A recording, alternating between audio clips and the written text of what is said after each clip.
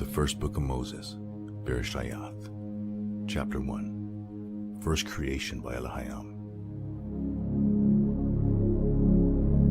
In the former time periods, as a powerful sign of working, chief son and heir Elohim filled with choice things, behold, as a sign Shemayim, the place of the names, and behold, as a sign Aratz, the chief place of running. But observe how Aratz was unorganized and empty, and Sheshach rose up from the deep waters, went up to its face, but the Ruach Elohim, as a wall of protection, moved violently upon the surface of the waters. Elohim then declared, light he will exist, and light he will exist. And Elohim gazed upon that beautiful light, and Elohim made distinctive the light from the darkness. And to the light Elohim called out the name Ya'um, and to the darkness he called out the name Leah Laha. This was the close and the dawn of the first age.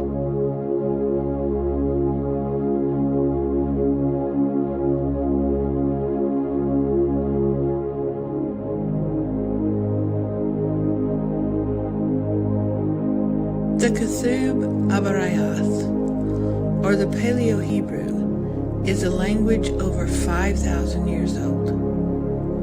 It chronicles a story branching forth from ancient time. His story, Yahweh.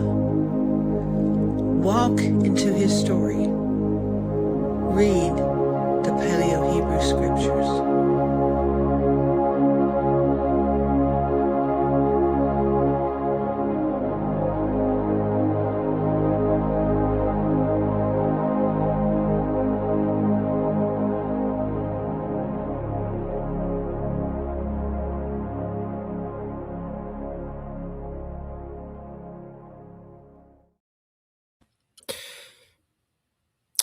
Oh, hey, I didn't realize I was on. I was trying to figure out which glasses I should wear, these or these or these. Which one do you think brings out my eyes better? I think I'm going to go with these right here. Shabbat Shalom, everybody. My name is Noel Joshua Hadley. It's good to be here. Hopefully you guys enjoy being here as well. Shabbat Shalom, Rick and Lisa and Juan and Jellyfish Labs. Dawn and Yoshi, everybody else. It's good to be here. All right, so gotta get a drink of coffee here. Everyone drink a little, whatever you're drinking tonight, or if you're watching this on your Sabbath. This week, this trigger warning. All right, trigger warning, everybody. I know this isn't probably what you signed up for, but you never really know what you're going to get with the unexpected cosmology, what I'm going to talk about right here. But this little beauty right here, the diary of Anne Frank, lovely little girl. I didn't say that sarcastically at all. Lovely little girl. A tragedy what happened to her. But earlier this week, I put out the second edition of this paper that I originally wrote August 11th, 2020. So about 5-6 years ago. Went in, I was able to go to the Anne Frank house in Amsterdam this last summer. And I also spent 2 days out at Auschwitz. So this is, of course, a precursor to that investigation. I put it out this week to no fanfare. Nobody really noticed. And people, well, some people did. They started sending me these, memes of the diary being faked and so on and so forth.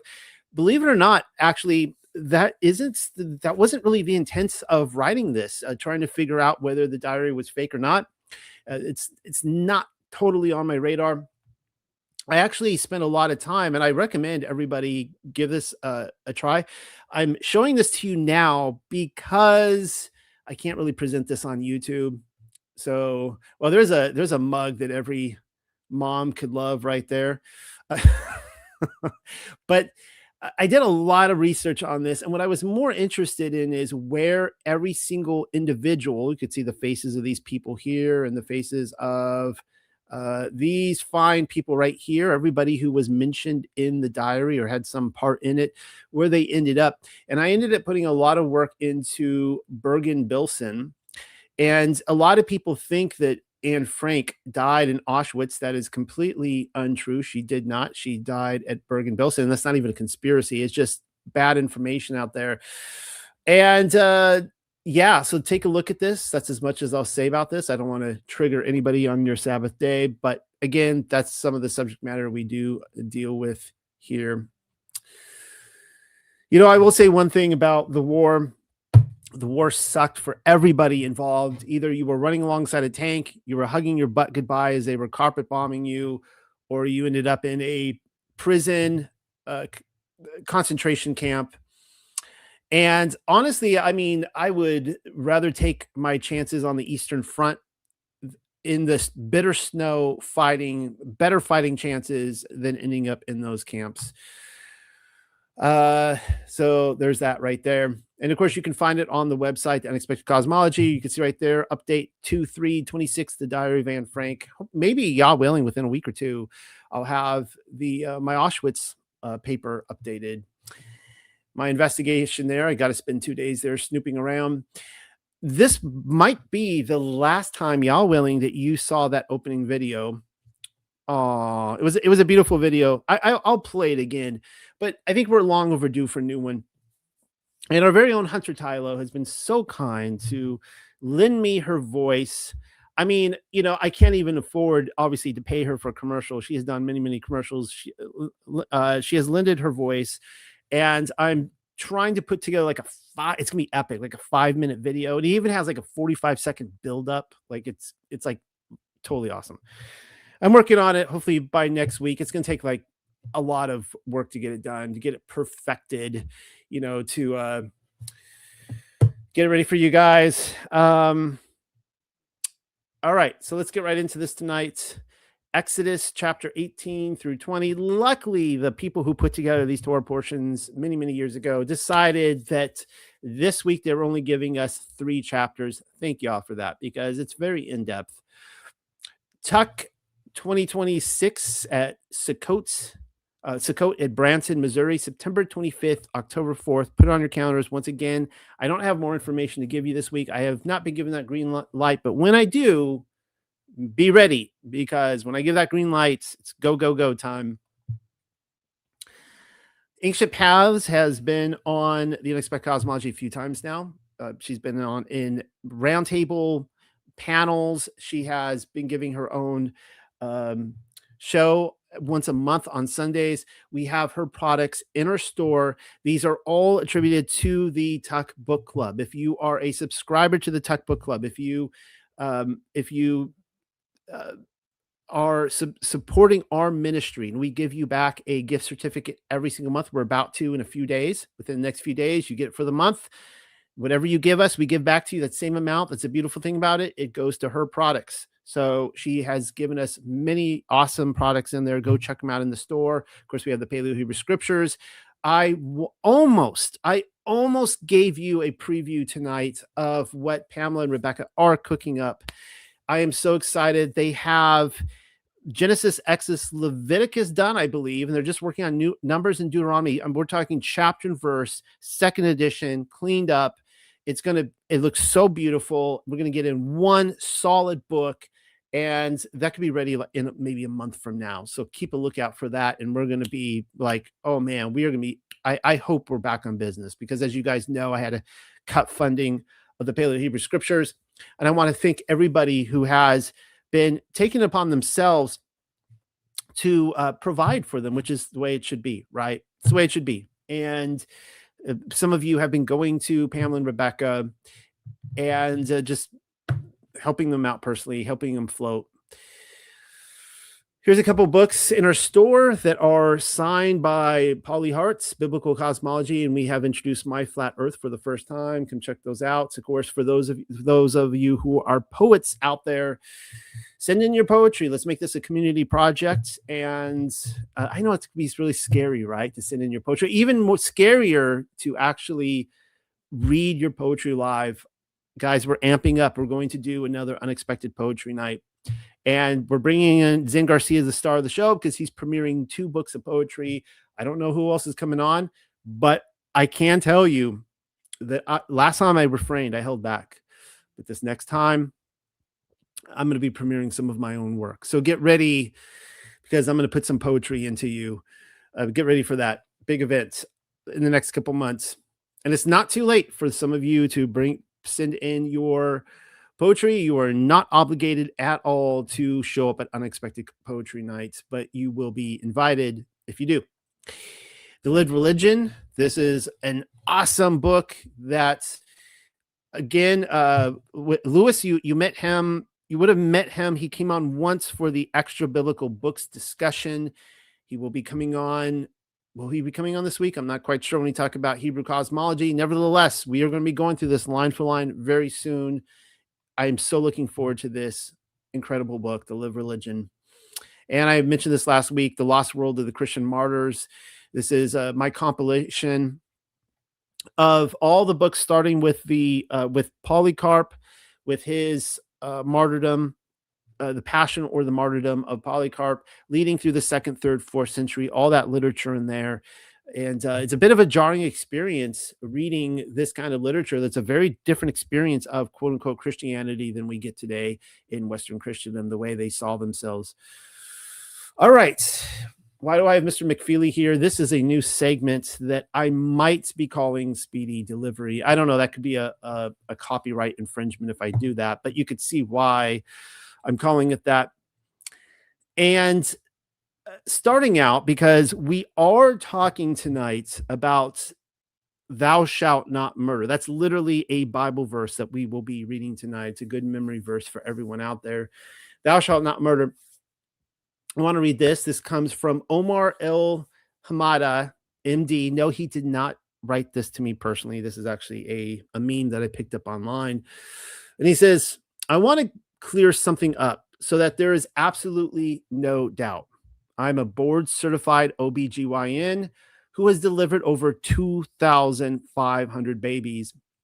There's not a single fetal or maternal condition that requires 3rd trimester abortion. Not one. Delivery, yes. Abortion, no. So in case you were curious, I think that clears it up. There is no reason whatsoever for a 3rd trimester abortion. Of course, I'm against all abortions, 1st, 2nd, or 3rd trimester. More on that in a second. Juan sent me this, I think earlier today. He made it just in time in the mailbag for me to talk about this tonight. Yesterday, I gave the first of what will probably be a few presentations on the wild man in 19th century America. It's where I'm just reading through all the newspaper articles that I found and I typed out by hand and I organized in chronological order, putting it together, giving a more kind of a strange picture of what Sasquatch or the wild man looked like 150 years ago. And he wrote this. I thoroughly enjoyed this and appreciate the time you must have put in. I am, however, a little disappointed that in a recent presentation on reptilian watchers, you mentioned the Sleestak and failed to mention Chaka in this one. I look forward to the next Wildman study and hope it won't be chocolate. The chocolate sounds really good right about now.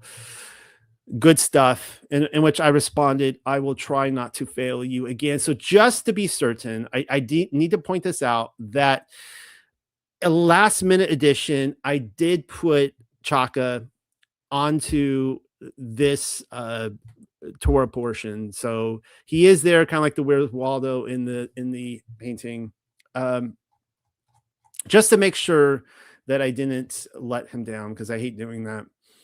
Now, this is something that, getting back into abortion real quick, because this is something that is really, really, I'm passionate about. I really am. It's something that if I were to pick one thing in life to just like attack right now at this point in history, it is abortion. I believe that we are in a window of time. A lot of my viewers think that the government can never do anything good. They're evil no matter what they do. And even though there's a lot of babies being born right now and not being sacrificed to Moloch, that somehow the government is trying to trick us into something that they haven't figured it out yet. But I'm pleased, and I believe that if there's to be a true revival in this land, we need to end abortion. And we are making this is like this moment in history right now, guys. Like, it could slip through our fingertips. And I'm serious. Like, instead of just sitting on the couch and being like, yeah, the dwarves are for the dwarves. I'm not, because I just want to see the government burn and fail. Like, guys, let's do this, right? So I shared this on Facebook. It didn't get a lot of responses. You can see, got like 15 people are tired of me. Like, yeah, we get it, Noel. Like, we're kind of just nodding along at this point. But it says, what is the goal of an abortion procedure? And there's the 10, 20, and 70%. And no matter what color you pick, it's killing a human being. Now, I am sharing this because it's public, and this woman might be the most kindest, nicest woman. I might be reading this all wrong. And like I said, I don't know. I don't know if she follows my work, she's a fan or what. But she wrote this. Her name is Kimberly, and she wrote this publicly on Facebook. How many women have you had unprotected sex with, Noel?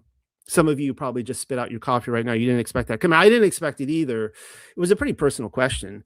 And I'm like, I'm under no obligation, of course, to answer this. A lot of people, they ask me these very sharp questions, and they'll come back to me like a week later and like, it was just crickets, Noel. You didn't answer a question. You couldn't answer the question. Could you? Well, I actually can answer this one. And I read this question off to my wife earlier today. She just started laughing immediately because she knows the answer because we're high school sweethearts. And then my answer was 1. Now I put the number 1 in there. I think I should have put after, because I'm afraid she's going to think it's like a bullet point, like I meant to put a number 2 or something. I should have spelled it out in all caps 1. I've only had unprotected sex with 1 woman in my lifetime. In fact, if you were to even say protected sex, it's not going to increase those numbers any at all. But I finished the thought with this. I'm not, and this is no bearing on this woman. She might be the nicest woman. I don't know. I mean, just, usually when they ask these kind of questions, it's probably a little bit of an agitated attempt on their part, or motivated. And she says, I said, I'm not attracted to murderers and would never have sex with a woman who wanted to kill my offspring. And I want all the guys out there to think about this. Like, let's just have it out right now, because tonight we're talking about the 10 Commandments, and the fact of the matter is that there are millions and millions and millions of innocents being murdered every single day, and it's not being talked about enough. So I just want the guys out there to think that it's such a weird concept to me. I'm going to lose subscribers over this, and that's fine. And it's such a weird concept that there are women out there on this earth who, because it's illegal to murder men, they like a praying mantis, they can't have intercourse with the man and then kill them afterwards, that they want to kill their offspring. And so for all the men out there, if you're going to go all the way and procreate with women, I think it's good to stop first and just have that awkward conversation with them and being like, look, we're doing like a procreating adult activity right now. In the instance that you do get pregnant, are you going to kill my children? And if they respond that they are willing to have intercourse with you, but they want to kill your children, that is a good indication that you're with the wrong woman. All right, just had to be said. Another interesting thing that happened today, actually this happened yesterday. There's this guy, Lisa, you're going to, probably write in the comments or something his name. I don't remember this guy's name. I think we will. I think this is the new kind of Darth Vader enforcer of the Torah movement. His ministry is the Biblical Roots, ironically enough. The Biblical Roots, and they're very, very anti-Torah, like anti-Old Testament. And he put this out there. And by the way, before I read this, it could be that he is like, we're just reading this all wrong. He just poor choice of words. That could be, but it's not looking good. And here's what he says. Hey, friends, our apologetic ministry has begun mapping out areas where, quote unquote, Torah observant Christian movements, aka Hebrew Roots Torah keepers, because I don't consider myself Hebrew Roots, but I do consider myself a Torah keeper. So that implies me. I think probably everyone who watches this are influencing or disrupting mainstream Christian congregations and families. Our goal is to resource and encourage pastors and churches in those areas and help their congregations recognize and respond biblically to teachings that undermine the gospel. So apparently, if you read the whole Bible and you keep the commands, the things that, starting with, like, say, Genesis chapter 2 and 3, and you're in the garden, maybe you're naked, you're with your woman, you're Adam and Eve, and Yah's like, hey, okay, I got a command for you. Let's try this on for size. You can eat any tree in here, from any fruit in here, but there's this one tree over there with this fruit in it. I'm telling you, just don't eat from that one. So, like, you start with that, right? You're like, okay, I got this, right? Like, okay, he says something, let's just obey his commands, because it never works out well when anyone disobeys his commands. But apparently, to be obedient to our Father in heaven, that is undermining the gospel. It's like a really weird, twisted gospel right there. But it's crazy when we look back at Protestant Christianity, they think, like, man, like, that is so twisted and sick. Actually, like, choosing the blessing is the good news. It's the good news of the Torah, right? Like, you choose not to sin. All right. So if you know it of a teacher, congregation, or organization you think might fit that description, please email us. So, all right. So there's been a lot of responses to this. In fact, if you go there, you will find that I even posted on there and be like, representing Yah's laws in Charleston, South Carolina. Put me on your list, please, because I think this is going to backfire for him dramatically. I will give it to John Pounders. The best response today that I saw, that a lot of people responded. The best response goes to John Pounders. He says, hey, friends, if your Bible study group has started suspiciously blessing their meals with gratitude and avoiding bacon, please snitch immediately too. And he gives the name of this ministry right there. You can see the email, just the biblical roots. We must protect the gospel from people trying to follow more of it. Good response by John Pounders. All right. Before we start in the Lord's Prayer, good to see everybody here. I do have one video to share with you really quick. This comes from our very own Rockman. Last week, I played a video by Rockman, and he's been sending a few of these in. So if anyone out there, you want to send in a short video of your research or anything else, please do. And I need to put out there before I play this video context that the Rockman has stated that he has found many things in the woods, but he has never found an arrowhead. Now, Rockman and I have a bit of a connection in that right where Myrtle Beach, he goes to Myrtle Beach, South Carolina a lot, and we have camped there ourselves on the beach. So here's this right here. Hello, everybody. It's me. I'm walking down the shoreline of South Carolina here. And, I spent a lot of times in the woods and stuff, and it's kind of a running joke that I've never found an arrowhead. Well, guess what? Right here within feet of where I am, I have obtained the most beautiful little arrowhead on the shoreline here. Absolutely beautiful. I would say that I found it, but that'd be a lie because it found me. The first time I saw that video, it made me really nervous because he started talking about an arrowhead, and I thought he was leaving in the sand. I'm like, you gotta be kidding me, dude. And then he pounds down, he shows it in his hand. I was like, I almost had a heart attack because I'm like, if you ever find an arrowhead on the beach, you guys know of the waves can crash over and like snatch a seashell away. But that's pretty awesome that he was able to find one there. I'd never dreamed, I guess, in a million years that I would ever find an arrowhead on the beach. Let's open up tonight with the Lord's Prayer. Our Father, set apart is your name, and your royal dominion, your pleasure, your delight, you will exist in Shamayam and in Aratz. And give us our bread continually, and pardon our faults, our sins, and missteps in the same manner in which we forgive those who commit faults, sins, missteps against us. And do not bring us into the hands of testing, but guard us from all evil. Amen. All right, let's start reading through this. I'm going to read all 3 chapters before going into commentary, just to ensure that I am able to not leave any of these verses behind. And Jethro, or in the Paleo, Yathurah, priest of Midian, Meshah's father-in-law, heard and responded to all that which Elohim had worked for Mashahah and for his people Yasharel, for he had brought forth Yasharel from Mitzrayim.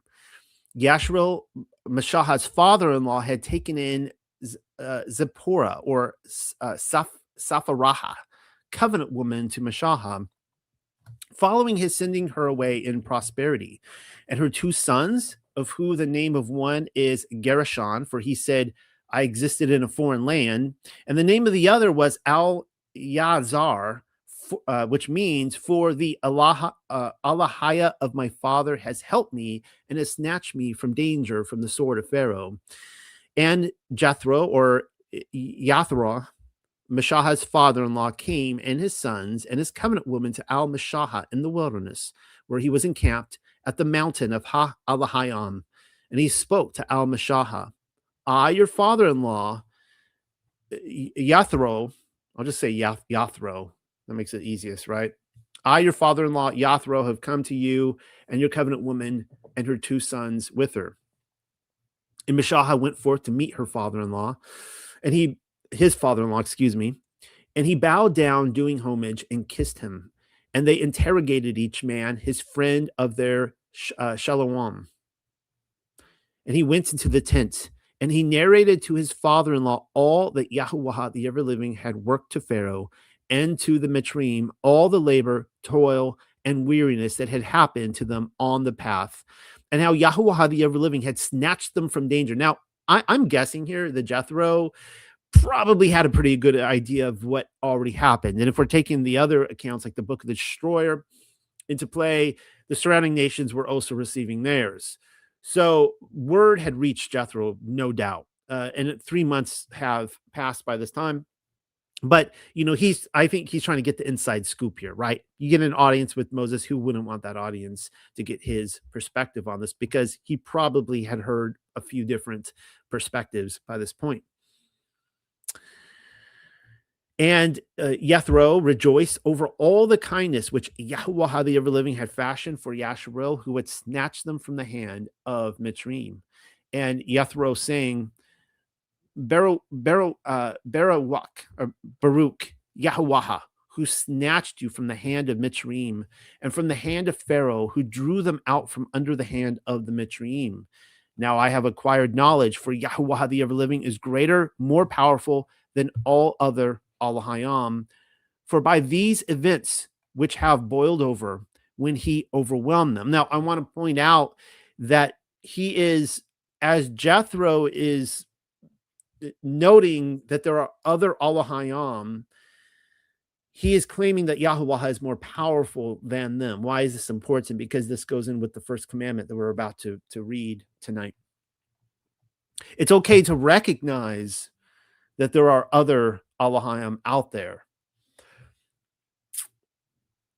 But it's, of course, the point of our worship, right? Who are we worshiping? Who are we honoring? Who are we fearing? Then Jethro, Mashahah's father-in-law, took a burnt offering and a sacrificial offering for Allahayam, and Aaron came, and all the bearded ones of Yasharel, and ate bread with the father-in-law of Mashahah to the face of Allahayam. This is one of those, when I finally get into the discussion of food, we'll get there probably, in Leviticus, I want to talk about this, about breaking bread. And who are we supposed to break bread with? And, get into when we're speaking amongst the Gentiles and Peter's vision, how that plays into Jubilees. And he existed on the day after that Mashahah sat down to litigate, and the people endured, standing, remaining about Mashahah from daybreak until dusk. And Mashahah's father-in-law observed all that which he labored at for the people, and he said, what sort of purpose plan is this that you are laboring for the people? Why are you sitting apart and all the people enduring about you until dusk? That's a good question. And Mashahah replied to his father-in-law. And it's funny too. I mean, this has been Will commenting on. This is not me stating this for the first time, but leave it to his father-in-law, right? To come in and just criticize Moses. And Moses listened to him, and he recognized him as a authority in his life. So Mashaha replies, he says, for the people come frequently beating a pathway to me to inquire of Allahayam. When there exists to them a matter, it comes to me, and I litigate the cause between a man and between his companion, because I have acquired knowledge of Allahayam's established statutes and his Torah. Notice how government is about to get set up a republic here, in which Moses is like the Supreme Court. I guess he's also maybe the president in this case, but he's like the Supreme Court. That you work your way up through the court systems, but it gets better because we actually do see elected officials here where people are going to be putting elders as their representatives to go to the face of Moses to speak with him. Foolish, foolish, you will lose strength, both you and the people which are with you. For this debar, the purpose plan, is too weighty for you, and you not be able to endure if you work to yourself alone. Now, you must hear and obey my voice. I will give you counsel. Therefore, Allahayam will exist with you. You will exist for the people in the presence of Allahayam, that you might bring words of each matter into Allahayam, and you shall make them to shine, teaching, admonishing, warning them regarding the established ordinances in Torah. And you shall point out to them the way wherein they shall walk and the work which they must fashion. There's the way right there, right? We're going to see this a lot more in the Torah. When the early Christians were calling them the way, that wasn't anything new. That actually comes from the Torah itself. The way of Yahweh became the way of Yahshua. And you must contemplate choosing from all the people men who are upright, with strength and ability, ones who reverently fear Allahayam, men of stability and integrity, haters of unjust gain, and establish over them chiefs of thousands, and chiefs of hundreds, and chiefs of 50s, and chiefs of 10s, and they shall litigate the people in all fitting opportunities. It's amazing. It's like he's putting like sheriffs in place and like mayors, and you just work your way up the chain all the way to the top, just like our government, guys. The fact that I'm not trying to get all political on you tonight. I'm getting a little political on you, but the fact of the matter is that I do not believe that a republic is unbiblical. If someone says it is, I disagree. We can agree to disagree on that, and we are given the leaders we deserve, and that we are given authority over us. Some people they just cannot accept that. They cannot accept that. I'm actually very, very concerned about what I'm seeing with the greater Hebrew roots movement. There are things that I love about Torah observance, and the fact that they are following the Father's commands as we should. But I have also found in this transfer from going to the church to the Torah, that authority is being thrown out the window, and that there is no longer a love for authority, to the point that people are doing what is right in their own eyes. And I feel that there needs to be some sort of balance in here, that we've got to get back to understanding that Yah does put authority over our lives, starting with police officials, starting with judges, working our way up through, I'll say it, politicians, up to government. And of course, our government does many, many evil things, but they also do good things. And it is our responsibility to let them know when they do good things, and let them know when they do evil things, and to hold them accountable to the best of our ability to be able to do that. Anyways, ones who reverently fear Allahayam, that is a definitely a must. Men of stability and integrity, haters of unjust gain, and establish over them, as I read, chiefs of thousands, and chiefs of hundreds, and chiefs of 50s, and chiefs of 10s, and they shall litigate the people in all fitting opportunities. All greater matters they shall bring to you. Small they shall govern. Thus, what rests upon you will be diminished, and they will bear it up with you. If you fashion this proposed plan, and should Allahayam set it up, then you will be able to endure. And all these people can go to their place in Shalom. Isn't it interesting? He gives this advice, and he's like, look, I think that this is the best way to do this. But he does say there that Allahayam has to be the one to set this up. And that, clearly Allahayam does set this up in the next scene right here, because it says, Meshachar heard and responded to the voice of his father-in-law, and he labored to work all which he had said. And he proved skilled men from all Yasharel, and he set them in place over the people, chiefs of thousands, and chiefs of hundreds, and chiefs of fifties, and chiefs of tens, and they judged the people in all the fitting opportunities. And the difficult matters they brought to Al-Meshachar, and all the small they litigated themselves. And Meshachar sent away his father-in-law, and he walked to his own Arats. Now, here's the thing, guys. Here's the thing. Some of you, like right now in my Tuck Facebook group, it was kind of blowing up with people who were getting really upset about there because this year, the president of the United States, Donald Trump, the guy who can, he's damned if he does, damned if he doesn't, no matter what he does, right? He is saying that this year for the 250th anniversary of the United States, that he is rededicating this country to God. Immediately, some people are like, oh, yeah, he's rededicating it to Satan, right? All this kind of stuff. I'm actually, I obviously don't know what's going on in the back room. All I know is that there are going to be Christian men and pastors and church leaders all over this country dedicating it back. And we're going to God, the God of the Bible. Some of you will argue it's not the God of the Bible. I disagree. Just because they are at a different place than us does not mean that they don't worship the God of the Bible. This is huge. This is amazing. And the fact of the matter is that we do get the leaders we deserve. All right. I want that to stick with everybody. So we could go later on, if you like, in the Bible. We can go to Tanakh. We could go into Joshua, Judges. Joshua was amazing, but then you go into Judges and then into the Kings. And they got the kings they deserved. They got the judges they deserved. People, they turned from the Torah. They did what was right in their own eyes. They got the leaders they deserved. What does that teach us? It means that in this country, if we ourselves turn back to Yah, then we will get leaders that we deserve. And so it really begins with us, right? If we want a revival, it begins with us. And we can sit here all day and we can just criticize, the low-hanging fruit, right? The Bill Gates of the world, the Jeffrey Epsteins, the Anthony Fauci's of the world.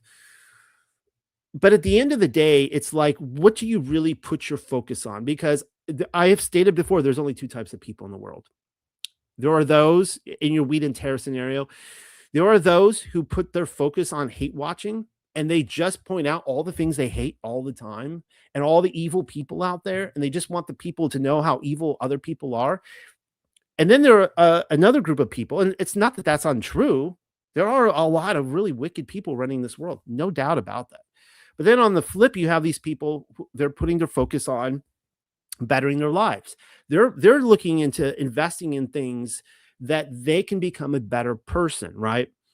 And so the other people who are just, the staring at their hate watching, they're only putting their focus on, they might just tune into the Super Bowl halftime show just to hate watch it and just point out how occultish it is, right? All this kind of stuff.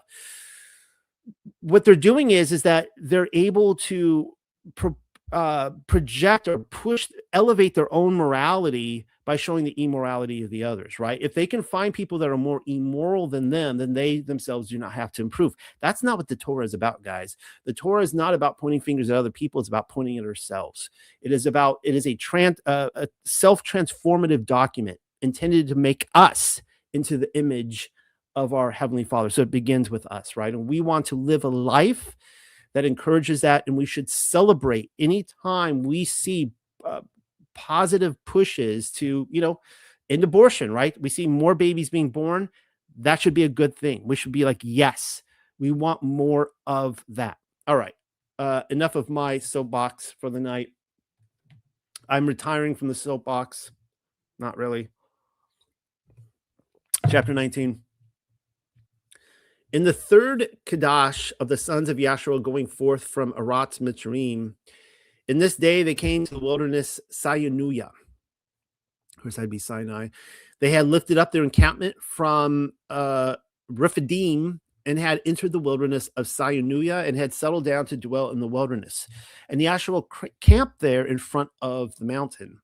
And Mashahah ascended unto Al-Alahayam, and Yahuwah, the ever-living, called out from the mountain to say, thus you will say to the house of Jacob and proclaim openly in the sight of the sons of Yasharel, you have observed what I fashioned from Mitzrayim and how I bore you up from griffin's wings. In the KJV, it says eagle's wing. Here in Pamela's translation, it says bore you up upon griffin's wings. Isn't that interesting?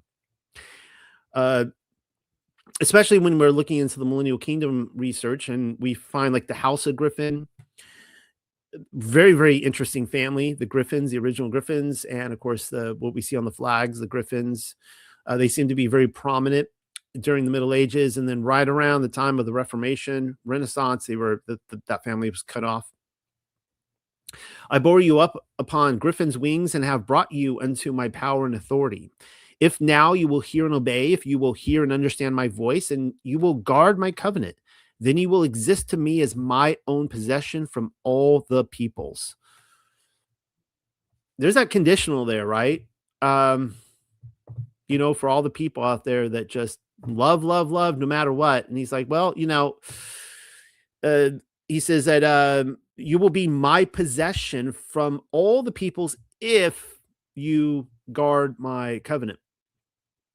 For all Ha'aratz is mine, and you shall exist to me from a kingdom of priests and a set apart nation. This was the original intent for Israel, of course, to be a kingdom of priests. And I do believe that is a picture that was fulfilled in the millennial kingdom. You shall speak the words of this purpose plan unto the sons of Yasharel. And Mashahah came and called out for the bearded ones of Yasharel, and he put before their faces all the words of the proposed plan which Yahuwah the ever-living had set up. And all the people sang together, lifting the voice, shouting and speaking in union. And they declared all the words, the proposed plan which Yahuwah the ever-living has set in order, we will work to accomplish.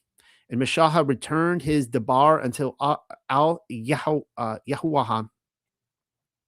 And Yahuwah the ever-living declared unto Al-Mashahah, behold, I will come unto you in thresholds, in a cloud mass passing over, that the people may hear and answer in my speaking with you, and that in addition be firm in you to time of long duration. And Mashahah, in the sight of all, made known to the people the purposed plan of Al-Yahuwah. And Yahuwah declared unto Al-Mashahah, walk unto the people and set them apart this day and tomorrow, and have them wash their garments, and they will exist upright, ready to stand for the third day. For on the third day, Yahuwah the ever-living will descend to the eyes of all the people upon Mount Sinai. And you will set boundaries. Such an exciting thought, right? He's already, as I went over last week, he's already behind the cloud. He's behind this cloud for 40 years. He's got like a little peephole. You could look through and see them. They can't see him. They just know that this whatever this cloud is, it's protecting them from his presence. But this is going to be like something else. He's coming out, and they're going to not even Moshe on the mountain saw him completely, right? Like they saw his backside or something. But they're definitely seeing a type of glory that is not hidden by this cloud. And you will set boundaries for the people in a circuit roundabout for them to guard themselves against ascending in the mount or to reach out to touch the edges thereof. Did you know that? Oh, let me finish this. All who touch on the mount shall be destroyed thoroughly. None shall touch a hand on it, for he will indeed be overwhelmed with stones, or through a free will action, he will be shot. This is fascinating because if you go to the Mount Sinai today in Saudi Arabia, you can still find the pictographs where they have around the mountain. They have found the actual stones where they are showing an archer. And it's basically saying that if you pass this spot right here, we will shoot you.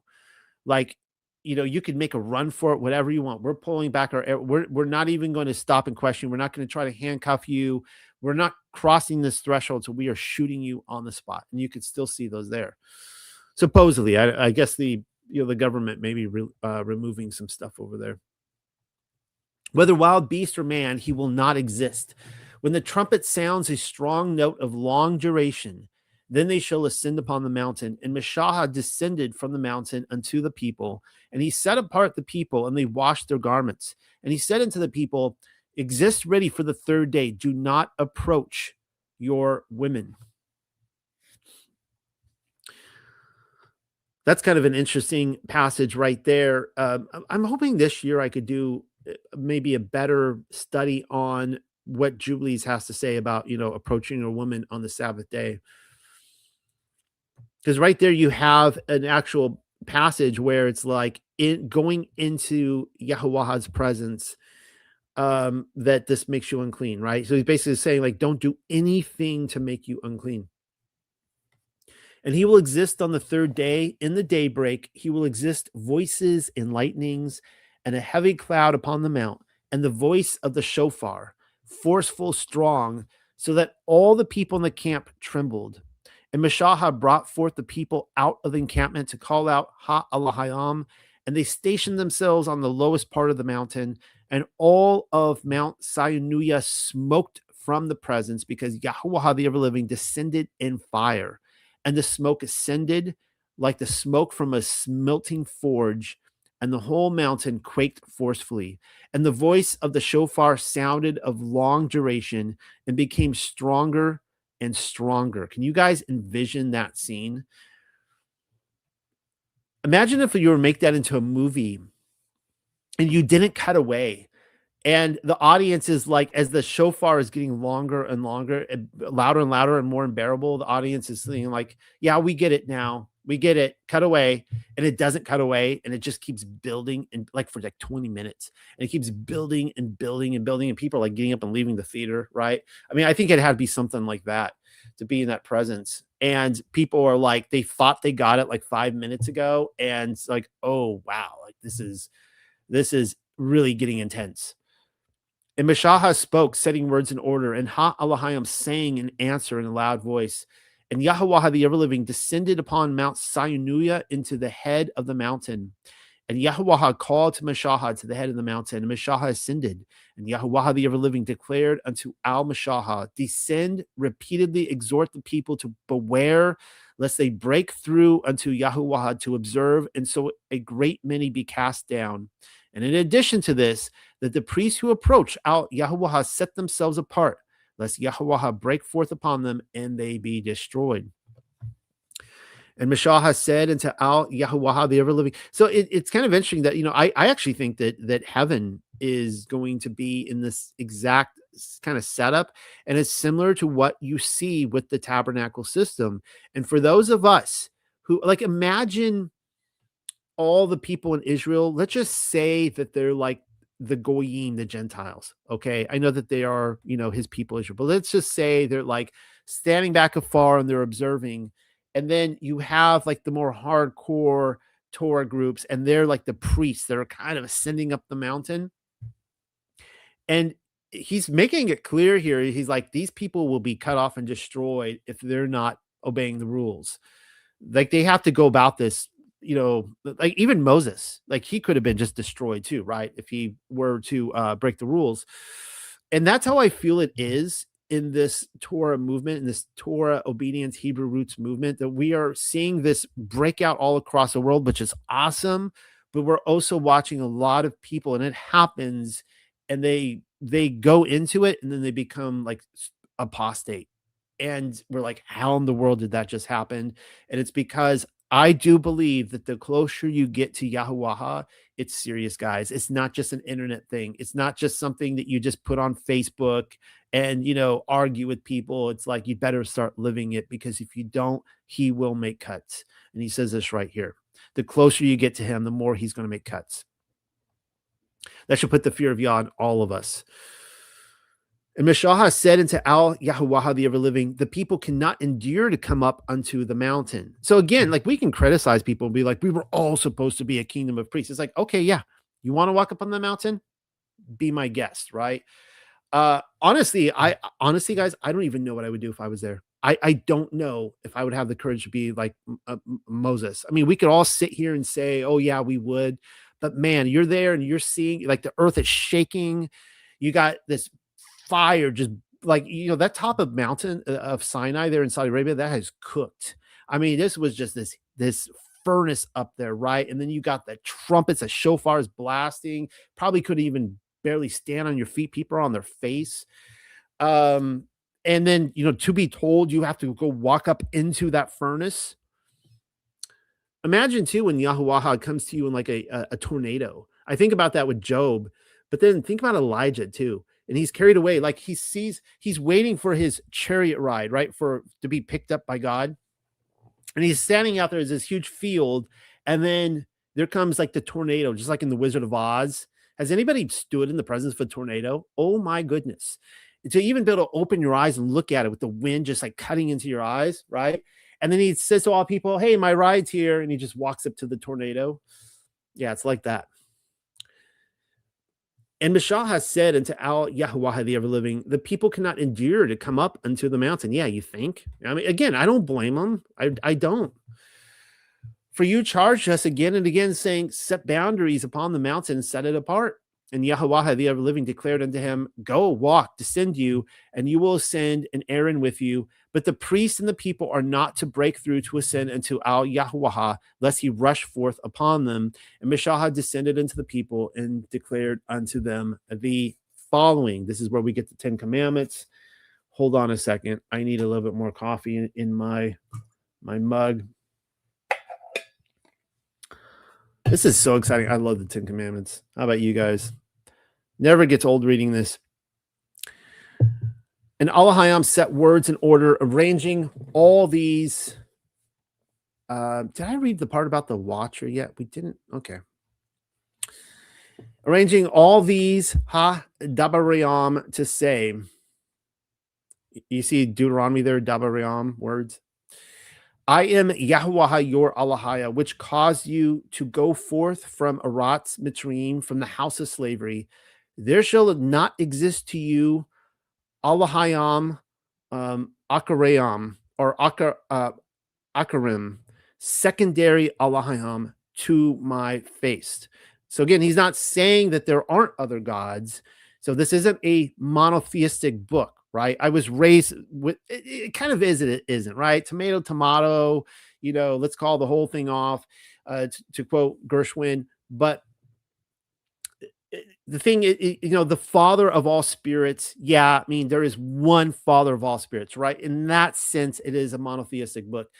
But the fact of the matter is there are many, many, many other gods out there. And I do not agree with those who say we can't say their name. That is ridiculous. They all have names. They're not nobodies. They have names. You can address their name. But here it makes it very clear. Like, for example, Azazel, there's a name right there. Or, Sam Jazza or whatever. These are the watchers. These are some of the gods. But it says that there shall not exist to you other Allahayam, secondary Allahayam to my face, right? So nothing on, like, we are not putting anything on par or greater than him. We understand that all other gods are in service to him. You shall not fashion, or they're I guess, in rebellion against him. That's a whole nother thing right there.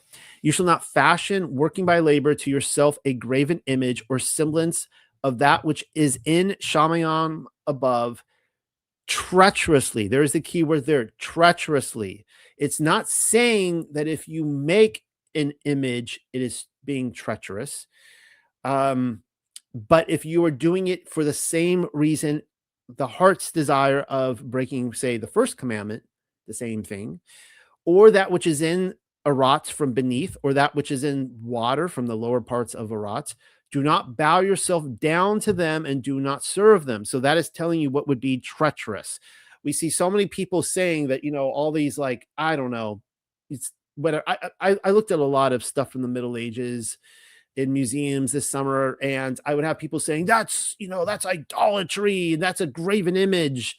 And I'm like, no, that's not what a graven image is. If it is used treacherously, meaning you bow yourself down to it and you serve this image in some way, shape, or form, yeah, idolatry is really, really bad. For I Anukaya Yahuwah, your Allahaya, am a jealous owl, striking against the depravity, crime, or guilt to the fathers upon the offspring unto the third and fourth generation of my heirs. And it's really interesting he says this here, because time and again, the first thing that like we see that he hated with humanity was their idolatry in Genesis before the flood. And we see this in the Colburn too. It says that the earliest humans have started turning to idolatry, and that's what God hated time and again. So it's interesting he's talking about this jealousy right here. And working Hesed, zeal and kindness, desire and pity unto thousands of them that love me and guard my commands. Do not take up the name Yahuwah, your Allahaya, to emptiness, vanity, falsehood, for Yahuwah will not leave unpunished he who takes up his name to vanity. Remember Ath ha-Shabbath day to set it apart. This would be the fourth command. 6 days, yam yam, you will work by laboring and will fashion all your prescribed services. And the seventh day is Sabbath to Yahuwah your Allahaya.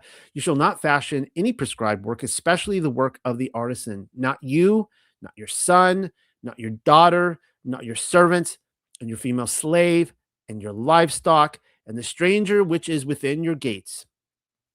For in 6 time periods Yahuwah fashioned Ha-Shamayam and Ath ha-Aratz, Ath ha-Yam, the sea, and all which is in them. And in the 7th Yawam, he established rest on this account. Upright, honest, Yahuwah did Barak as a powerful sign. Ha-Shabbath, Yawam, and set it apart.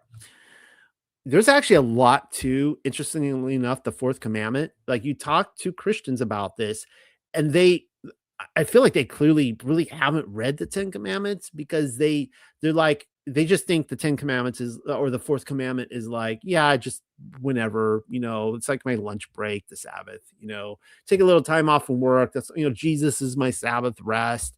And it's like, you haven't read the fourth commandment, have you? Because it's pretty specific. It's like your own animals are not to work. Your servants aren't, like, nobody is to work for you. This is why I am against, like going out to eat, that kind of stuff, right? Because there are people in those instances working for you. Increase with honors your father and your mother. I will have commentary on that in a second. Of course, I'll have more commentary on the Sabbath as well, with the intent that your days may be extended upon Ha-Adamaha, which Yahuwah your Allahaya gives to you. No murder, no adultery, no stealing. It's funny how he just goes through those, like everybody kind of knows what murder and stealing is. Unfortunately, with the pro-choice people, they get a little confused on that, about what a life is. Of course, life begins at conception. No lifting up the voice and lying testimony against your companion.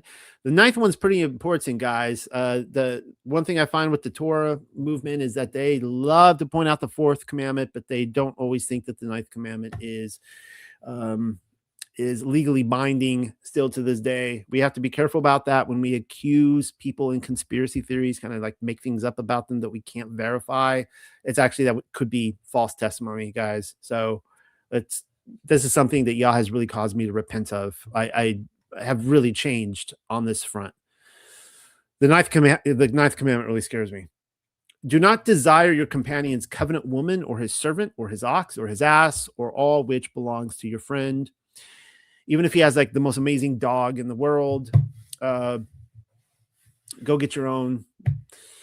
And all the people regarded the voices and the flames and the voices of Ha-Shafar in the mountain smoking. And when they observed, the people staggered and stood afar off. And they spoke unto Al-Mashahah, you set the words in order with us, and we'll hear and obey. Only let not Allahayam set words against us, lest we perish.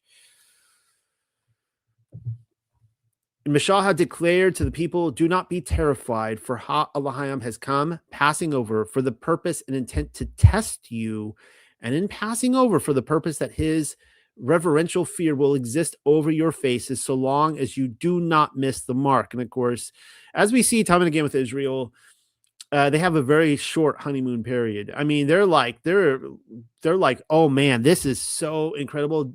That God on that mountain, whatever, Moses, please, whatever you do, do not let him turn on us. We will do whatever he says. Of course, that doesn't last too long, as we know.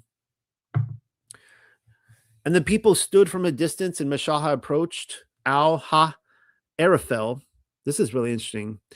Mashahah approached Al-Ha-Araphel, the watcher who drops down thick clouds of darkness, which surrounded Sham Ha-Alahayam. So here we have an incident where there is a watcher in the scene, according to Pamela's translation. Let me see what it says right here. It would be, I looked at it earlier. Oh, yeah.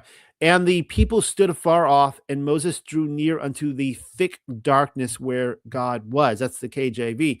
So in that little passage there in the Paleo Hebrew, Pamela pulled that out, that this darkness is an actual entity, a watcher, Araphel, that is working almost like as Yahweh's bodyguard. I almost imagine that way. He's like, hey, Araphel, you're coming down with me. He's like, all right, cool. And he's on it, like if you guys all watched Charlie Kirk's video, who always had that bodyguard standing right behind him, like looking around, he's got the glasses on.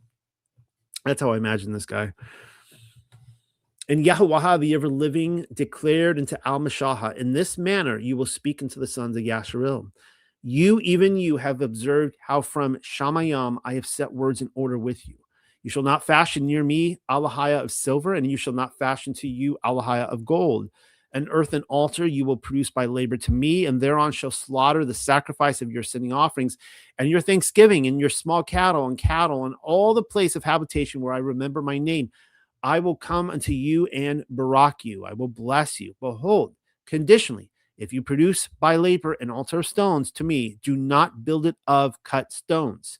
For if you lift up a cutting instrument upon it, you will profane it. And do not ascend by steps unto my altar, that your nakedness be revealed thereon. All right, let's start going through this research. Thank you for all being here tonight. I need to take a little breath. Excuse me. So we have, of course, in the Torah, we have the 10 Commandments, as you guys know. We just read through those, or also known as the 10 words. And from these 10, you have the 613 commands in the Torah.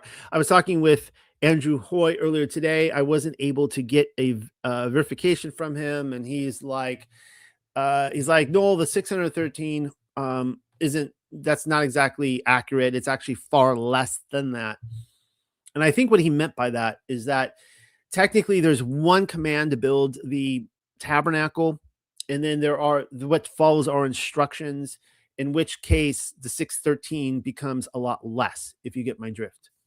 But nevertheless, let's just go with this for now. There are 613 laws in the Torah that explain how to keep the 10. And of course, from that, it's funny. Christianity is like, 613. Well, they got their small little New Testament. Thank you, Paul. They have 1,050 New Testament laws. 1,050. I mean, you talk, this should maybe change a little bit of our views, by the way, of the Talmud, because we talk about how they add things on. Well, it could be that, I don't want to criticize all the Talmud. It could be that some of them are a bit of trying to clarify what these 10 and these 613 are, kind of like the New Testament does that too. You see what I'm saying? Now, I'm not going to pull this up right now. We'll have more time to toy around with this year. This is the 613, this link. You can find it on my website. If you just go right back here, I showed you, if you go here under archives, you can scroll down right down here to the 613. I guess I am going to show you. Yeah, I'll show you. This is something my wife built, and it's really awesome. So you have the 10 commandments here, as you can see. The love others are the last 5. Love your Elohim is the first 5. You see no other gods, no graven image. Going on to honor your father and mother. And then if you can toy around with these. So you see how the 5 and 5 are connected into the 10. You can click on any of these. And oh, wow, it just happened here. I just clicked on the 8th, do not steal. And then you see all these different commands on here. Do not eat the second tithe in honor of the dead. Deuteronomy 26:14. The poor must be taken care of according to Yahweh's laws, Deuteronomy 15:8. And you can just play around it. But the point here is that you can see how, and you can even pick your Bible translation too, which is really fun too. So if you don't like the KJV, you've got the New Century Version, the Message Bible, the NIV, the KJV crowd won't like that too much. The English Standard Version, American Standard Version, you get the gist of it. Play around with it. I had a lot of fun just looking at all this and see how they all line up. This is what we read in Matthew 23. When the Parashim, the Pharisees, heard that the Zaddukim were silenced by Yeshua, they gathered together. And one of the teachers of the Torah asked Yeshua, tempting him and saying, Rabbi, which is the highest commandment in the Torah? And Yeshua said to him, you must love your Elohim with all your heart and with all your nefesh and out of all your understanding, which is kind of interesting there, right? Out of all of your understanding. Do you think that there's a possibility there that, and this isn't a cop-out at all, oh, God knows my heart. Well, he does, and that's actually a scary thought. But he actually does understand our understanding, that we are very arrogant individuals or ignorant. We are like, hopefully, little children, and we don't get everything. And he knows that. He's like, I know you don't know everything. So just love me with all of your, where you're at in life with all of your understanding. I think a lot of us can look back at our own lives before we came to the Torah. And I think we can, I think we give ourselves a lot more mercy and grace than we give other people sometimes, because we know that he was working in our lives. I'll speak for myself. He was working my life since I was 3 or 4 years old. And I could see him all through in that time, being patient with me, showing me mercy. And the second is like this: you must love your fellow as yourself. All the Torah and the prophets are hung on these 2 commandments. So I just showed you that 6:13, the love God, love your neighbor, 5 and 5, all the prophets and the Torah hang upon this. So now let's read the 10 words in the Aramaic Targum, also known as the Jonathan Targum. This is what it says. And Yahweh spake all these words, saying, the first word, as it came forth from the mouth of the Holy One, whose name be blessed, was like storms and lightnings and flames of fire, with a burning light on his right hand and on his left. It winged its way through the air of the heavens and was made manifest into the camp of Yasharel, and returned and was engraven on the tables of the covenant that were given by the hand of Moshe, and returned in them from side to side. And then called he and said, sons of Yasharel, my people, I am Yahweh your Elohim, who brought you out free from the land of Mitzrayim, from the house of the bondage of slaves. The second word, which came forth from the mouth of the Holy One, whose name be blessed, was like storms and lightnings and flames of fire. A burning light was on his right hand and on his left, and was borne through the air of the heavens, returned and was made manifest into the camp of Yasharel. It returned and was engraven on the tables of the covenant, was turned in them from side to side. Then called he and said, house of Yasharel, my people, thou shalt have no other Elohim beside me. You shall not make to yourselves image of figure, or any similitude of what is in the heavens above, or on the earth beneath, or in the waters under the earth. You shall not bow down to them or worship before them. For I, Yahweh your Elohim, am a jealous Elohim and an avenger, punishing with vengeance, recording the guilt of wicked fathers upon rebellious children, into the 3rd and into the 4th generation of them who hate me. And again, so a lot of the people will stop at verse 4 and they'll say, you can't have anything that resembles anything in the heavens or the earth at all. Paintings, whatever. You just go down the list, right? Etchings in walls. It's all bad. But the thing is that if he could have left it there. Yahweh could have said, yeah, all that stuff, I just don't want any of it.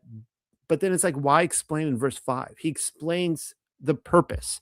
If you are building it for this intent, I don't want it. But keeping mercy and goodness okay, I read that. My people of the house of Yasharel, let no one of you swear by the name of the word of Yahweh your Elohim in vain, For in the day of the great judgment, Yahweh will not hold guiltless anyone who sweareth by his name in vain. My people, the house of Yahshua, remember the day of the Sabbath to sanctify it. 6 days you shall labor and do all your service, but the seventh day is for rest and quietude before Yahweh your Elohim.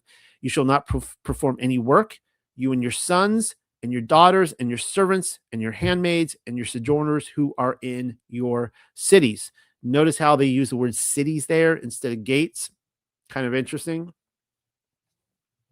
Now, obviously, I can't control my city that I live in. We do not have that kind of God-fearing government on that level that would do that. Nevertheless, I can control within my gates, right?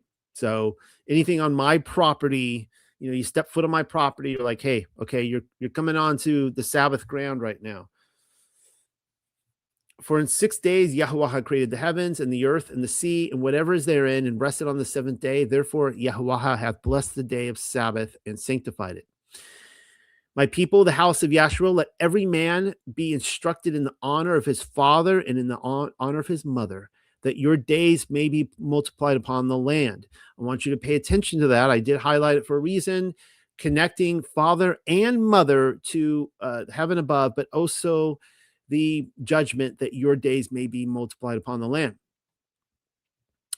My people, the sons of Yasharel, you shall not be murderers. You shall not be companions of or partakers with murderers in the congregations of Yasharel. There shall not be seen a murderous people. Neither shall your sons rise up after you and teach one another to take part with murderers. For on account of the guilt of murder, the sword cometh forth upon the world. My people, the house of Yasharel, be ye not adulterers, nor companions, nor partakers with adulterers, nor in the congregation of Yasharel shall there be seen an adulterous people, that your sons may not arise after you to teach one another to have part with adulterers. For through the guilt of adultery, death cometh forth upon the world. Say what? Now, most of you already know where that's going right there. But yes, according to this, the first sin that was committed was adultery, the one that brought death into the world. We'll look at that in a second. Sons of Yasharel, my people, you shall not be thieves, nor companions, nor partakers with thieves. There shall not be seen in the congregation of Yasharel thievish people, that your sons may not arise after you to teach one another to have part with thieves.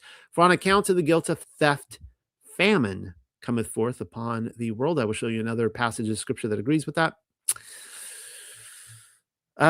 You shall not testify against your neighbors a testimony of falsehood, nor be companions or partakers with those who bear false witness, nor shall there be seen in the congregation of Yasharel people who testify a testimony of falsehood.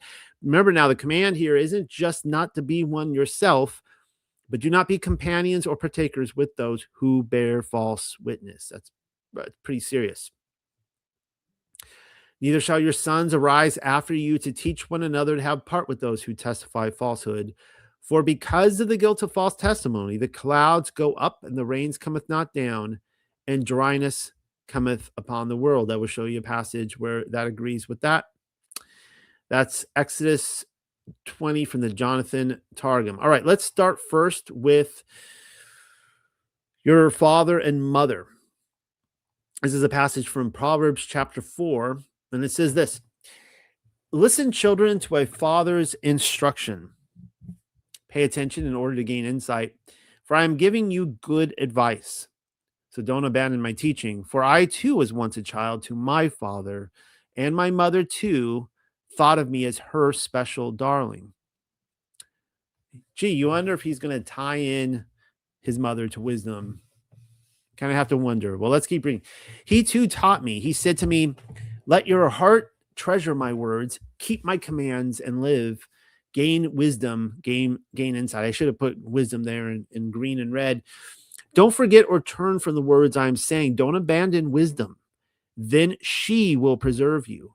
Love her and she will protect you. The beginning of wisdom is get wisdom. And along with all you're getting, get insight.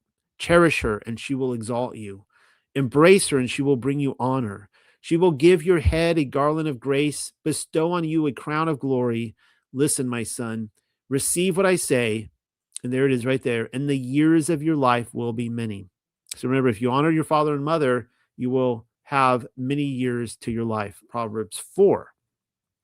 Well, we know, of course, that wisdom is our mother. So we know that, it's just strange that if there's, as above, so below, on earth as is in heaven approach, that who is our mother in heaven, right? If we are told to honor our father and mother on the earth, keep in mind that the fifth commandment is in the top 5 of how to love God. We love our father and mother. So it says, Hakamaha, that's wisdom. Hakamaha shall praise herself and shall glory in her midst of her people. In the assembly of Elyon shall she open her mouth and triumph before his power. I came out of the mouth of Elyon and covered the earth as a cloud. I dwelt in high places, and my throne is in a cloudy pillar. So kind of interesting here that wisdom does have a throne next to Yahweh. I alone compassed the circle of heaven and walked in the bottom of the deep, in the waves of the sea, and in all the earth, and in every people and nation, I got a possession. So kind of interesting. She's rehearsing here Genesis chapter 1. With all these, I sought rest, and in whose inheritance shall I abide? So the creator of all things gave me a commandment. And he that made me caused my tabernacle to rest and said, let your dwelling be in Yaakov and your inheritance in Yasharel. He created me from the beginning before the world, and I shall never fail. In the holy tabernacle I served before him, and so was I established in Zion. Likewise, in the beloved city, he gave me rest, and in Jerusalem was my power. And I took root in an honorable people, even in the portion of Yahweh's inheritance. So keep in mind that even though she is pulling people from all nations, and that she is, of course, the mother of humanity, the inheritance, her true children are Israel. You have to be a child of Yaakov to inherit wisdom. I was exalted like a cedar in Lebanon, and as a cypress tree upon the mountains of Hermon. I was exalted like a palm tree in En-gedi, and as a rose plant in Jericho. What kind of man will refer to themselves as a rose? As a fair olive tree in a pleasant field, and grew up as a plane tree by the water. I gave a sweet smell, like that's kind of interesting too, the tree by the water, reminding us of Psalm 1. I gave a sweet smell like cinnamon and aspalathus, and I yielded a pleasant odor like the best myrrh, as galbanum and onyx and sweet storax, and as the fume of frankincense in the tabernacle. As the turpentine tree, I stretched out my branches, and my branches are the branches of honor and grace. As the vine brought I forth pleasant savor, and my flowers are the fruit of honor and riches. And there it is right there. I am the mother of fair love, and fear and knowledge, and holy hope. I therefore, being eternal, am given to all my children, which are named of him. And I like to point this out, that there we have a mother right there in scripture, the mother of Israel. Israel does have a mother. Her name is Hakamaha. Let's talk about adultery and death real quick. So we saw that that the adultery was the sin, the transgression that brought death into the world. This is what we read in the Jonathan Targum, Genesis 3:16. And to the woman he said, this is be the Eve, multiplying I will multiply thy affliction by the blood of thy virginity, and by thy conception and sorrow shalt thou bear children. So this is the penalty, the judgment because of her transgression, which again, if she was just eating fruit, it's really strange that Yahweh would be like, I know that was just fruit you ate, but you're going to suffer in childbirth, and it's like, no, this is a consequence of what she was about to do. She was about to give birth to Satan's son, Cain, and it's going to hurt. Genesis 4:1-2 says this in the Targum, and Adam knew Eve, or Chua, his wife, who had desired the angel. There it is right there. The angel she desired. And she conceived and bore Cain, and she said, I have acquired a man, the angel of Yahweh. And then she added to bear from her husband, Adam, his twin, even Havel. So I've looked at this a long time and tried to figure out, is this saying that Abel is twins Cain, but, two different fathers?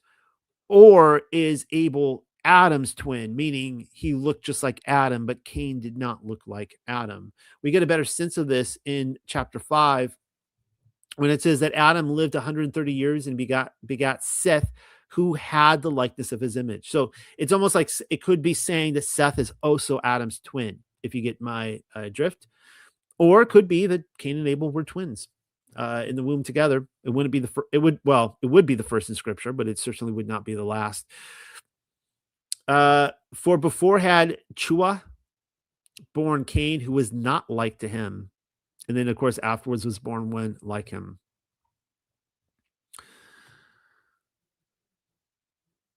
Let's see, how are we doing on time? I'm going to skip this. I do talk a lot about the infancy gospel of Yaakov, and it's amazing. The infancy gospel of James, I have talked about this so much, and I still get people all the time who follow my work who know nothing about this book. It is the most amazing book. Homework assignment, go read this. It's on my website, guys, under Sacred Scripture. And when Joseph is coming in and he's seeing, there's like a pregnant pause, and he sees how expectant his wife Mary is. Of course, she's going to have baby Joshua. He says this, who did this evil in my house, who stole the virgin from me and defiled her?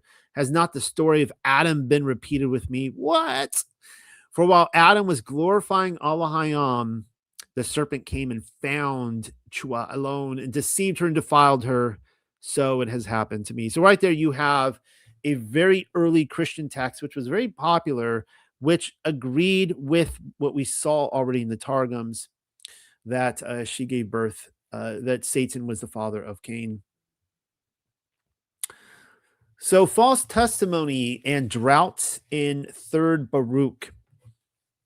I don't know how much time I want to spend with this one, but he's going in. It looks like Baruch has just entered the 4th heaven. There's, of course, 7 heavens that he goes to. The 3rd was where he saw paradise. He's in the 4th heaven. And what he sees there, he says, I saw a monotonous plain, and in the middle of it, a pool of water. And there were in it multitudes of birds of all kinds, but not like those here on earth. But I saw a crane as great oxen, which is interesting that he mentions the crane. I point this out a lot, that we see this with the storks, these kind of birds. Here, like we would have right outside my window, I'd have herons, like blue herons, that these birds were identified by the ancients as having some sort of connection to the spiritual realm. So it's interesting that on earth is in heaven. He's going up to heaven and he's seeing these birds up there that like what we see. And all the birds were great beyond those in the world. And I asked the angel, what is this plain? What the pool? And what the multitude of birds around it? And what the what? And the angel said, listen, Baruch, the plain which contains in it the pool and other wonders is the place where the souls of the righteous come when they hold converse, living together in choirs. Now, I'm under the impression that this isn't talking about souls of the righteous in heaven, but somehow there's a connection on the earth, that when we get together and we sing, that this somehow there is a connection with our souls in heaven, some sort of mystery. This is what C.S. Lewis would talk about, that, that right this very moment, we either have one foot in this world, the other foot either in heaven or in hell. But the water is that which the clouds receive and rain upon the earth, and the fruits increase. But he goes on to talk about the water. He says, the water which descends in rain, this also is from the sea. He's talking about the whole the rain cycle process. And from the waters upon earth, we got a little science here. How fun. But that which stimulates the fruits is only from the later source. Know therefore henceforth that from this source is what is called the dew of heaven. So he's talking about how the that there's a type of watering process on this earth that is directly connected with heaven. We'll get more into this when Yahweh. It's interesting that they start worshiping Baal at the foot of the mountain, right? These people are all afraid of not getting water. And of course, Baal was the storm god who would deliver it. So they're about to go into Canaan, into a land where it was not like the Nile River or even the Euphrates River in Babylon, where annually all the crops would grow off of this. We know this with the Nile, but the Jordan River is very different, and they did not have a natural agriculture that could depend on rivers. There was no major river to feed them there, and they had to depend exclusively on the rains from Yahweh. And this is why they were going into a land, the land of Canaan. There was a lot of Baal worship there, a lot of temptation to do so. And so you could see this in this passage. Well, I'm showing you chemtrails. I was going to say crop circles, but like, that's not right. But chemtrails up in the sky. We've all seen them. We all know what chemtrails are. And I've asked the question, is this the way that our elites are really, they call it geoengineering for a reason, that they are truly trying to circumnavigate Yahweh's plan in nature for caring to the earth, and they're trying to do it themselves. And of course, as they do it, they mess everything up and they're poisoning us. Well, we read this in Jasher. This is in chapter 5, and this is before Noah's flood. But in the latter days of Methuselah, the sons of men turned from Yahweh. They corrupted the earth. They robbed and plundered each other. And that's the key there. It's not talking in this context about idolatry. It's talking about theft. And so it says that Yahweh continued to destroy the seed in those days, so that there was neither owing nor reaping, growing nor reaping in the earth. So I'm putting out there that, of course, the government steals from us all the time. They're very corrupt. There's so much theft in this world that they have to try to geoengineer everything, because we could be in some deep hurt for our lack of repentance. I want to go back to the fact that, and it says here, it says that when a little food was produced, the sons of men did not turn from their evil ways, and they continued to trespass and rebel against Elohim. This is the way, the defining sin in the New Testament. Do I have enough time for this? I do. And we're going to get into Charlie Kirk tonight. We'll just call this the intro. This is the way, just like Mando. You'll see in a moment why I say that. Defining sin in the New Testament. This is what we read in 1 John chapter 2. My children, reading from 1 John never gets old. And I hope the same for you guys as you hear this. My children, I am writing you these things so that you won't sin. But if anyone does sin, we have Yahshua Messiah, the Zadik, who pleads our cause with the Father. Also, he is the capara for our sins, and not only for ours, but also for those of the whole world. The way we can be sure we know him is if we are obeying his commands. Anyone who says, I know him, but isn't obeying his commands is a liar. The truth is not in him. But if someone keeps doing what he says, then truly love for Elohim has been brought to its goal in him. This is how we are sure that we are united with him. A person who claims to be continuing in union with him ought to conduct his life the way, wait for it, he did. So the way Yahshua lived his life.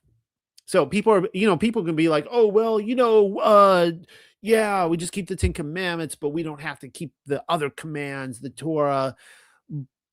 But, John says right there that if we are not a liar, and if the truth is in us, and if we are truly loving Elohim, or the two greatest commands, love God, love your neighbor, is if we are continuing, if we are in union with him, it is conducting our life the way Yahshua did. So we only have one example. There is no gospels that are written to us post-Torah times in which he lived a very different life than what he lived.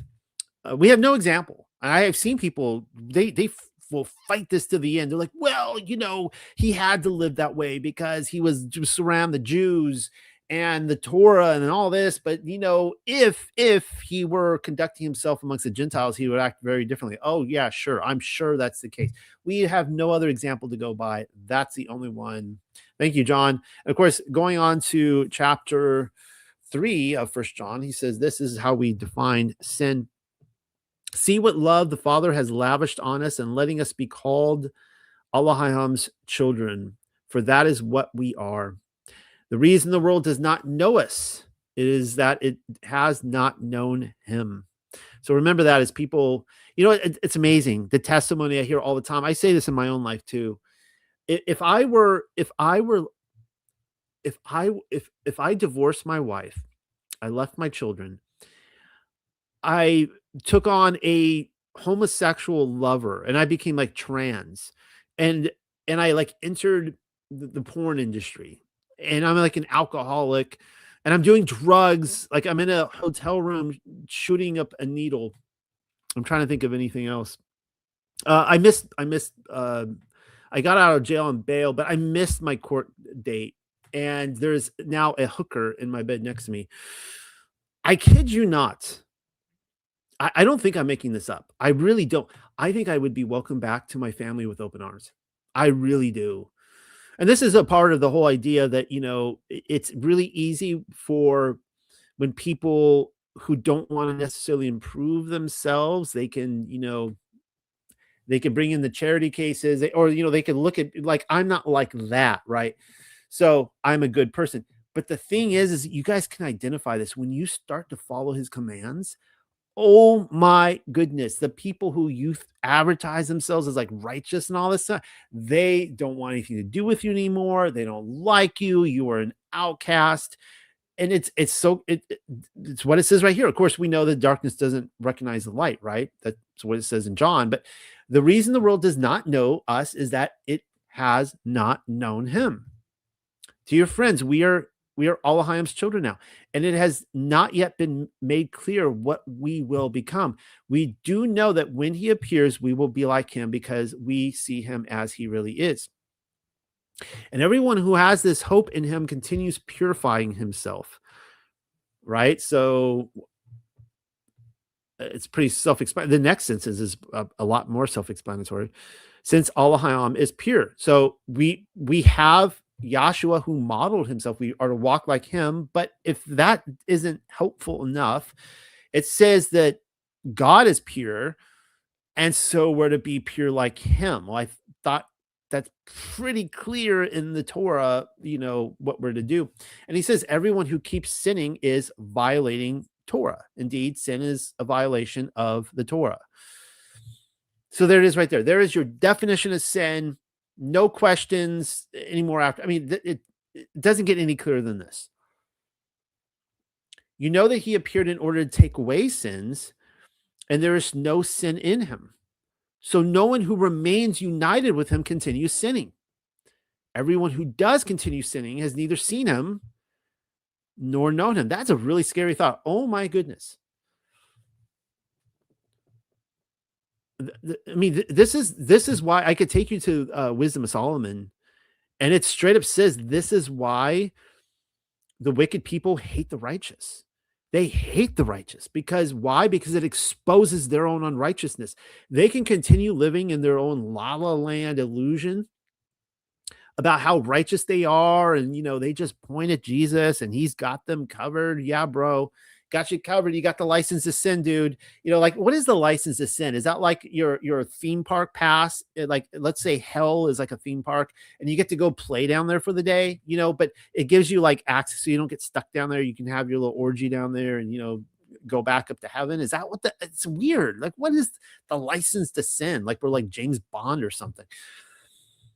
So no one who remains united with him continues sinning. Everyone who does continue sinning has neither seen him nor known him.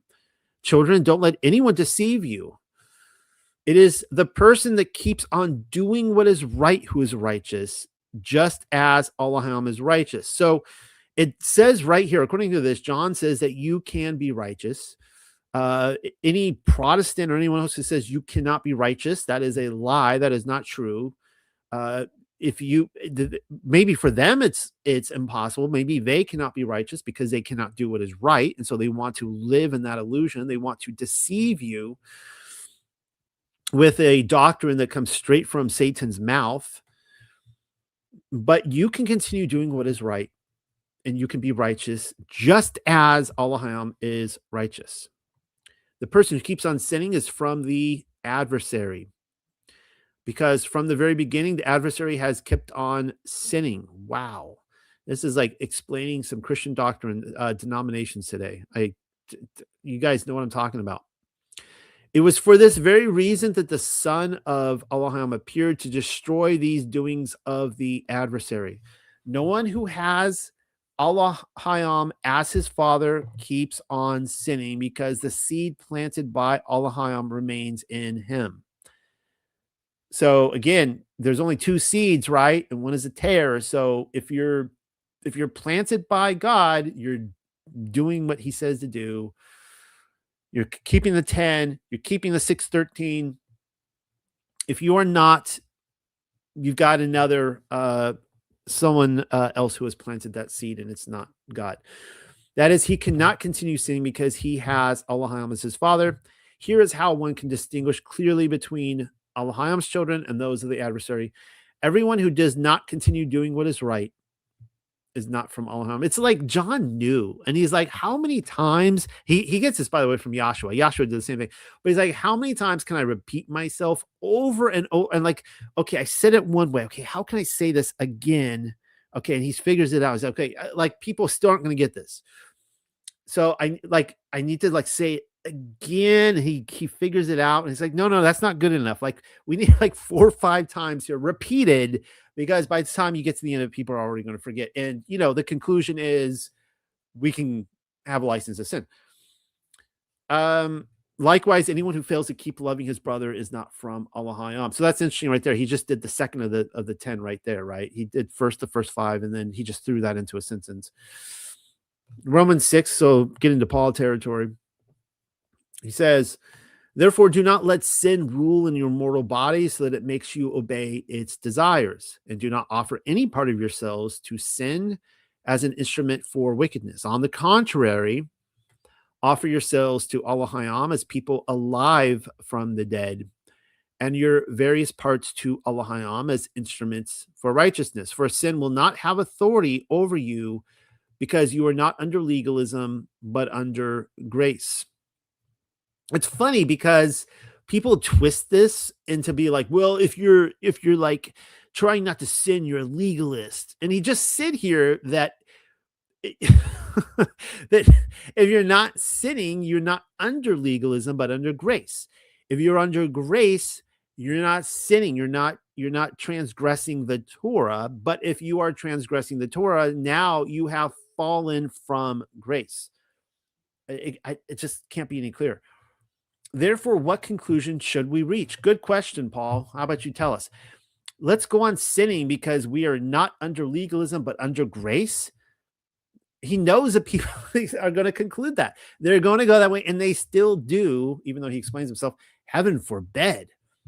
Don't you know that if you present yourselves to someone as obedient slaves, then of the one whom you are obeying, you are slaves, whether of sin, which leads to death, or of obedience, which leads to being made righteous? Okay, so he's saying the same thing here, that if you transgress, you're dead, or you're leading to death. Any slave, you can either be a slave to sin or a slave to righteousness, right? You can't. It's one of the two people: the wheat, the tare, the hater, the whatever. As I said earlier, the sheep, the goat. So obedience, of course, leads to righteousness. Wow! Even Paul says that you can be righteous by God's grace. You who were once slaves to sin obeyed from your heart the pattern of teaching to which you were exposed. So again, this is a lot of denominations. They are taught a pattern of sin, and they are slaves to sin. But after you had been set free from your sin, you became enslaved to righteousness. Preach it, Paul. Romans 6. Unbelievable. Nobody has any excuse. I mean, all these people are coming at you like, man, there's something about like when they'll listen to the Torah until they find out that they're endangered of eating that piece of bacon. As soon as that, we're not talking turkey or beef bacon, which is awesome, by the way. I love beef bacon. Beef pepperoni on pizza is the bomb. It's the best. But as soon as that, like those pork chops, or that pork bacon is threatened on the table, they will become like in that scene in Lord of the Rings where Bilbo turns on Frodo and he becomes like a demon with his sharp teeth. Like they will turn on you like that. This is what it says in the Didache. Do not in any way forsake the commandments of Yahweh, but keep what you have received, neither adding thereto nor taking away therefrom. So that's kind of interesting too, because remember how I said that there's like over 1,000 commands in the New Testament? According to New Testament, I actually think the Didache should be in canon in the New Testament. It's first century great instructions. And they're telling you right here, people say the Didache is leaven. I disagree with that. I actually think it's trying to do the complete opposite. And it says right here, do not take away anything, or do not add anything to the commandments of Yahweh. That includes in the New Testament. If it's not an explanation of what the commands is, then it needs to be disregarded. In the church, you shall acknowledge your transgressions, and you shall not come near for your prayer with an evil conscience. This is the way.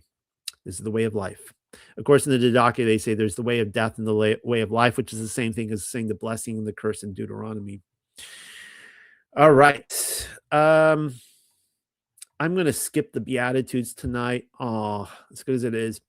Beautiful picture, by the way. I've never seen that picture till today. Putting this together. Beautiful picture. This comes from Hebrew Matthew that Pamela put together. Beautiful text. But you can see there, you guys know this, his teaching on adultery, his teaching on murder. I mean, brilliant. And this is what I call hardcore righteousness. And Joshua is like, yeah, that's awesome. You've never murdered anybody. I mean, I've never murdered anyone. I've never committed adultery. I've never done those things. These are two prime examples that we go to, but instead of going through all 613 commands or all 10, he's basically like, just apply this to everything that there is. Christians all the time, they're like, I don't have to keep the letter of the law. I just keep the spirit of the law. And I always listen to this, like, are you guys nuts? Like, if you keep the spirit of the law, which is hardcore righteousness, then you're keeping the letter of the law, dude. Like, the letter of the law is easy to keep. I have never murdered anybody. I have never committed adultery physically in any way, shape, or form. But oh my goodness, I think honestly, I think women have a harder time murdering. I think women are more murderers by reputation, and men are more adulterers. All right. But like, we all struggle with these things. So if you have never spiritually murdered or become an adulterer, bravo. Oh my goodness. Like, teach me, breatharian. You don't, Jesus is your sleep and or your rest and your bread and your water, and you don't eat and drink, and you got Sabbath down. Apparently it's not the 7th day of the week, whatever, but like, teach me, right? This is amazing. This is hardcore righteous. You can do this, guys. You can aspire to do this. You can actually not sin. We know this. You can be righteous, but I'm just saying, this is incredible, right? So Joshua teaches us the way. He shows us the Torah, the commands, and says, okay, yeah, I'm going to take this to a deeper level than you've ever imagined before, and you can do it. All right. Charlie Kirk and the Sabbath day. I want to play this video for you guys really quickly. And I saw this the other day. I shared this with my group.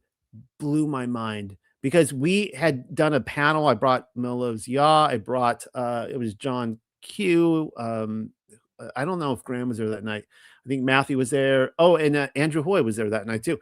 And we were talking about his book that he came out, Stop in the Name of God, and why keeping the Sabbath matters, and his legacy on this. I found this video. Let me just play this. You'll see what I'm talking about. Here we go. You're in favor of the death penalty? Yes. Yeah. You've already asked the question. Okay, but as a Christian or a Catholic, whatever you are, and your wife is, yes, you don't necessarily believe in that. Well, of course I do. Why? No. Because the 10 Commandments specifically say, "Thou shalt not kill." Right, so who are we to judge individuals? Do you really want to do this? Yeah. No. Absolutely. Because okay. So then, what is the only law that is in all 5 books of the Torah? And name the 5 books of the Torah. I read the Torah a long time ago. Name five books of the Torah. I gave you a chance to get out, and you're not getting out now. Well, name them. Well, name one book of the Torah. Here's the thing, though. Name one. Genesis, Exodus, Leviticus, Numbers, Deuteronomy. Hold on. When you give the time out. government What is the only law that is repeated? People, what is the only law that is repeated? Has the government not abused its power? Has the government not abused its power? Second, let me finish. Because you brought up religion. What is the only law that is repeated in all 5 books of the Bible? The only law. What is it? That you shall take a life if a life is taken. Why? It is the only law. Because it also says turn the other cheek. Well, hold on a second. Not in the We're talking about the Torah. No. Okay, but I don't believe in the Torah specifically. Hold on. I'm Christian. Yes, you do. Look. You're basing that off of a different book, right? You're making a fool of yourself, man. Christ said, "I did not come to eliminate the laws of the prophets, but instead to fulfill the laws of the prophets." Okay. The covenant remains correct. All 613 laws of Judaism are connected to today of today's Christianity, and this important. In Hebrew, is it kill or murder? In Hebrew, I believe it's kill. There you go, right there. So there's Charlie Kirk saying that all Christianity itself is supported on all 613, that not one of them, not a single command was taken away by Yahshua. He came to fulfill, not destroy.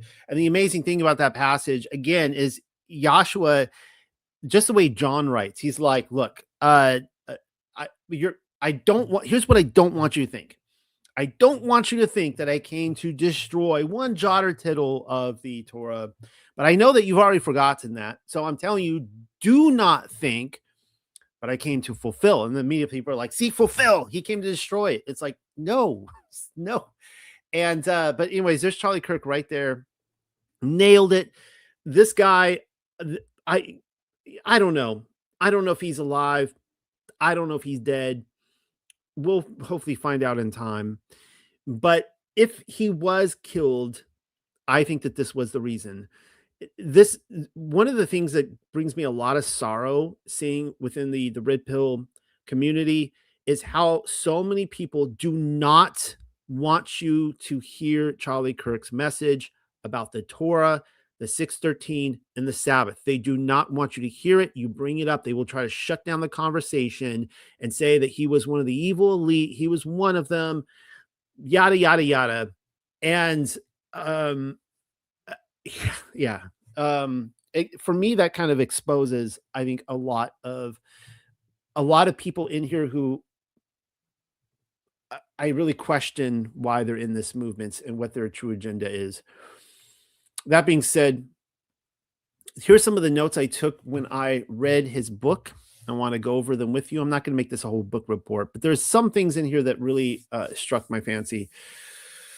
Charlie Kirk puts a lot of emphasis on Genesis 1:1. Now, it needs to be pointed out that, again, one of the greatest fallacies that Christians will do is they will come and tell you, they'll say, well, just fill in your name. But they're like, but no.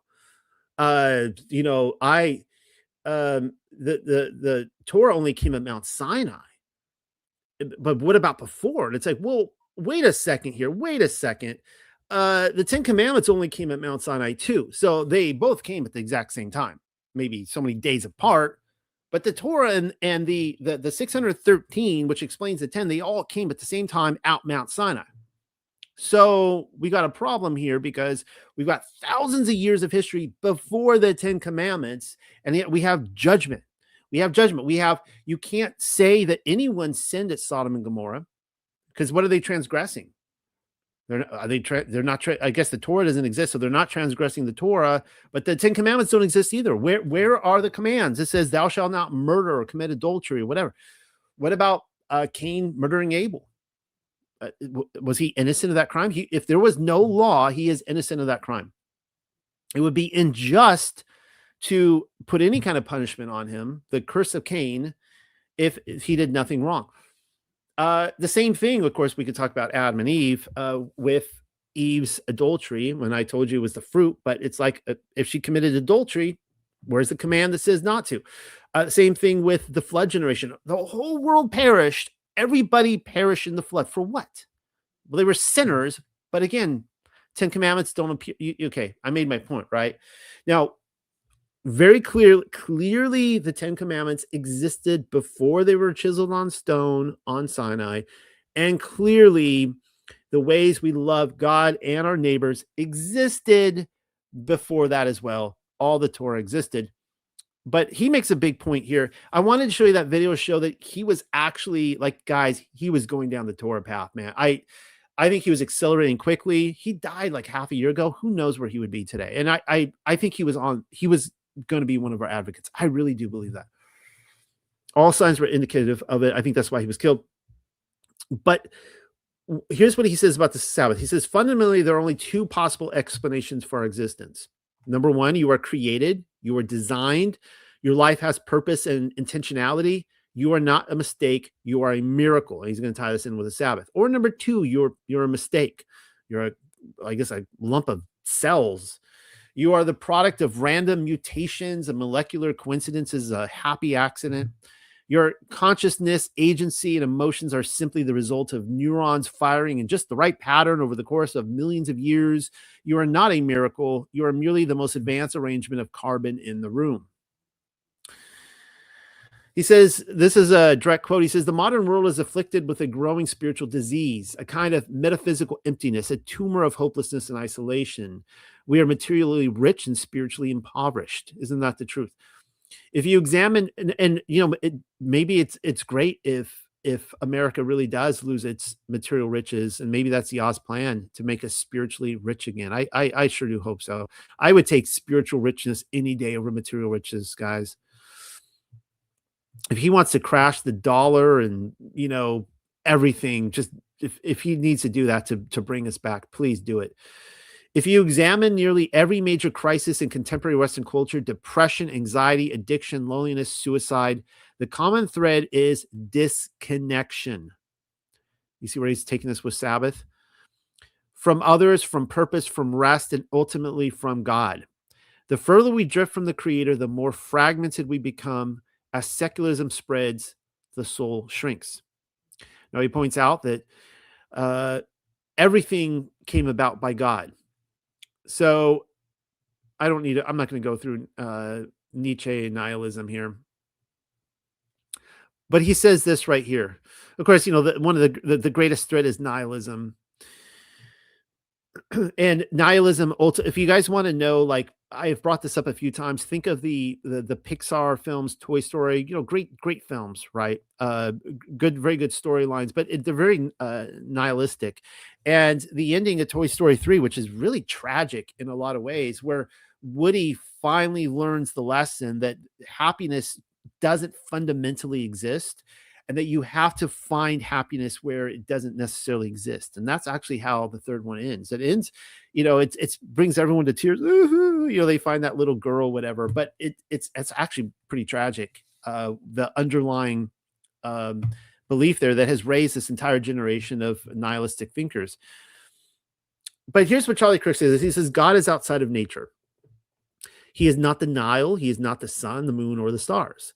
Now, I kind of disagree a little bit with Charlie Kirk here because he's very much a monotheist. He doesn't believe in like Michael Heiser's research, that kind of stuff. I do. I think there are many spirits, we live in a spiritual realm, but nevertheless, he is true that our Father in heaven is not to be found anywhere in nature. That is 100% truth. He is not to be found in an idol or seen or anything seen within the earth. This is one of the reasons he is so appalled about depicting him in idols too, the father of spirits. But he says this. Of course, this created a desire by man to reach higher spiritually and morally than creation. God created time. Man, however, attempts to reorganize time. And yet we need to recognize that God didn't just create the world, he designed it. He is the designer of all. He organized time. And so here is the history of Sabbath according to Charlie Kirk.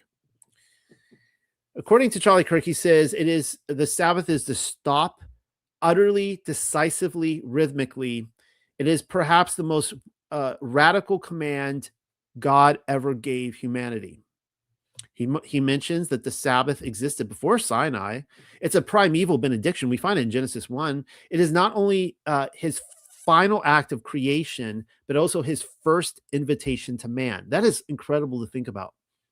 That we are entering the Sabbath day And this is something that God invites us to every single week, to stop trying to organize time ourselves, to recognize that he is the God of our life, and he is calling us into a relationship, to stop everything, stop being the God of our own life.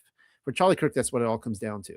We are not the God of our own life. He is the God of our life. Slow down, stop, listen to him. He is inviting us every 7 days. Amazing. The Sabbath began not in the synagogue or the church, but in Eden. He says the Sabbath was a covenant from freedom to holiness. He says it is a spiritual act of civil disobedience. I love this. Guys, when we keep the Sabbath, we are rebelling against the really the system of the beast, if you want to put it that way. It is a spiritual act of civil disobedience, an embodied rejection of any system that commodifies the human being. It is to say we are not a slave, not even to my own ambition. This one really hits me hard because I'm a very ambitious person. And so I have to recognize, Noel, you are not a slave to yourself. It is a day of holy refusal. And those are Charlie Kirk's words. The Sabbath against empire, exile, and resistance. He talks about how when they were kicked out of the land, the Jews in Babylon, they started forming this, even though they had forgotten the Sabbath in exile, they had started making it their very identity, something that we in exile should do as well. We should rebel against the world, defy the world by recognizing that God has created time and we have not. And then let's see. He asks a question, are Christians bound to the Sabbath? He asks a lot of that. He points out that it is primordial. So the case that Christians are still bound to the Sabbath, here's some of the things he says. He says, number one, the Sabbath was instituted at creation, not at Sinai. Number two, of course, I think Charlie Kirk, I think that if I could go talk to him, I think he would totally agree with me that we not only see the 10 commandments played out in Genesis before we get to Exodus, but we see specific commands in the Torah, like Onan's sin, that kind of stuff, or Ham seeing his father's nakedness. These are things specifically played out in the Torah. The Sabbath, number two, the Sabbath is part of the 10 commandments written in stone by God. We saw that tonight, which is why I'm going over this, of course. Number three, the Sabbath was made for humanity, not just for Israel. I think about this a lot because I have put out there my theory that we see commands, but we also see judgments, but we see ordinances. And so what are these separations? Now, my theory that I have put out there is that there's two ways that Elohim judges the world. He judges Israel in one way. Of course, we are Israel if we're in a covenant relationship with him. And then he judges the world in another. So the judgments on Israel is pretty scary. And Paul says this, like the whole point to Judaism in Romans 1 and 2. And he's like, guys, you guys think that you're not going to be judged? I'm letting you know he's coming for you first. And Paul was a prophet in that way. Some people are going to gag at that. He prophesied 70 AD that, in fact, the God of Israel came after them first. He destroyed them. He judged them first and before the Gentiles. So the idea is that there are judgments. So Sodom and Gomorrah, you can even say Noah's flood. I don't believe Sodom and Gomorrah were judged for eating pork or that's a good one right there. They weren't judged for, oh, you're eating pork and shellfish, I'm coming and destroying you. There was something that was very perverse about what they were doing that was going directly against his judgments for the greater, what is known in nature. They were going against what is known in nature. But then for us, we have there's something very specific to the God as an ordinance. So when you come into a covenant with him, there are things he says, okay, now you're in a covenant with me. These are things I want you as my special people to keep. But the Sabbath is in the 10 commandments. It's not, the 10 commandments is for everybody, not just Israel, right? And the Sabbath is there, guys. It's intended for everyone. This is something the governments of the world should impose on their citizens, to say we are going to rest one day a week. This is what America used to do. This is why I want to make America great again. What does it mean to make America great again? Make it Christian again. We need to make this government Christian again. I know a lot of you out there oppose that. Just this is where we just agree to disagree. I want to see America become great again. I want to see it become Christian again. I want to see them setting apart one day of the week, even if it's Sunday. I want to see them every 7 days being like, we are going to shut down businesses. It seems almost unimaginable today, but it wasn't that long ago it happened. And it can happen again. We can do it, guys. It can happen. That is one of my goals in my lifetime. I want to live to see that happen. I want to live to see the Sabbath made great again in this country. And this book is going to live on, guys. Like what happened to Charlie Kirk, this is going to make this book, his last statement to the world, like put in stone. This will be talked about for decades. Number 4, the Sabbath is a sign of covenant identity and sanctification.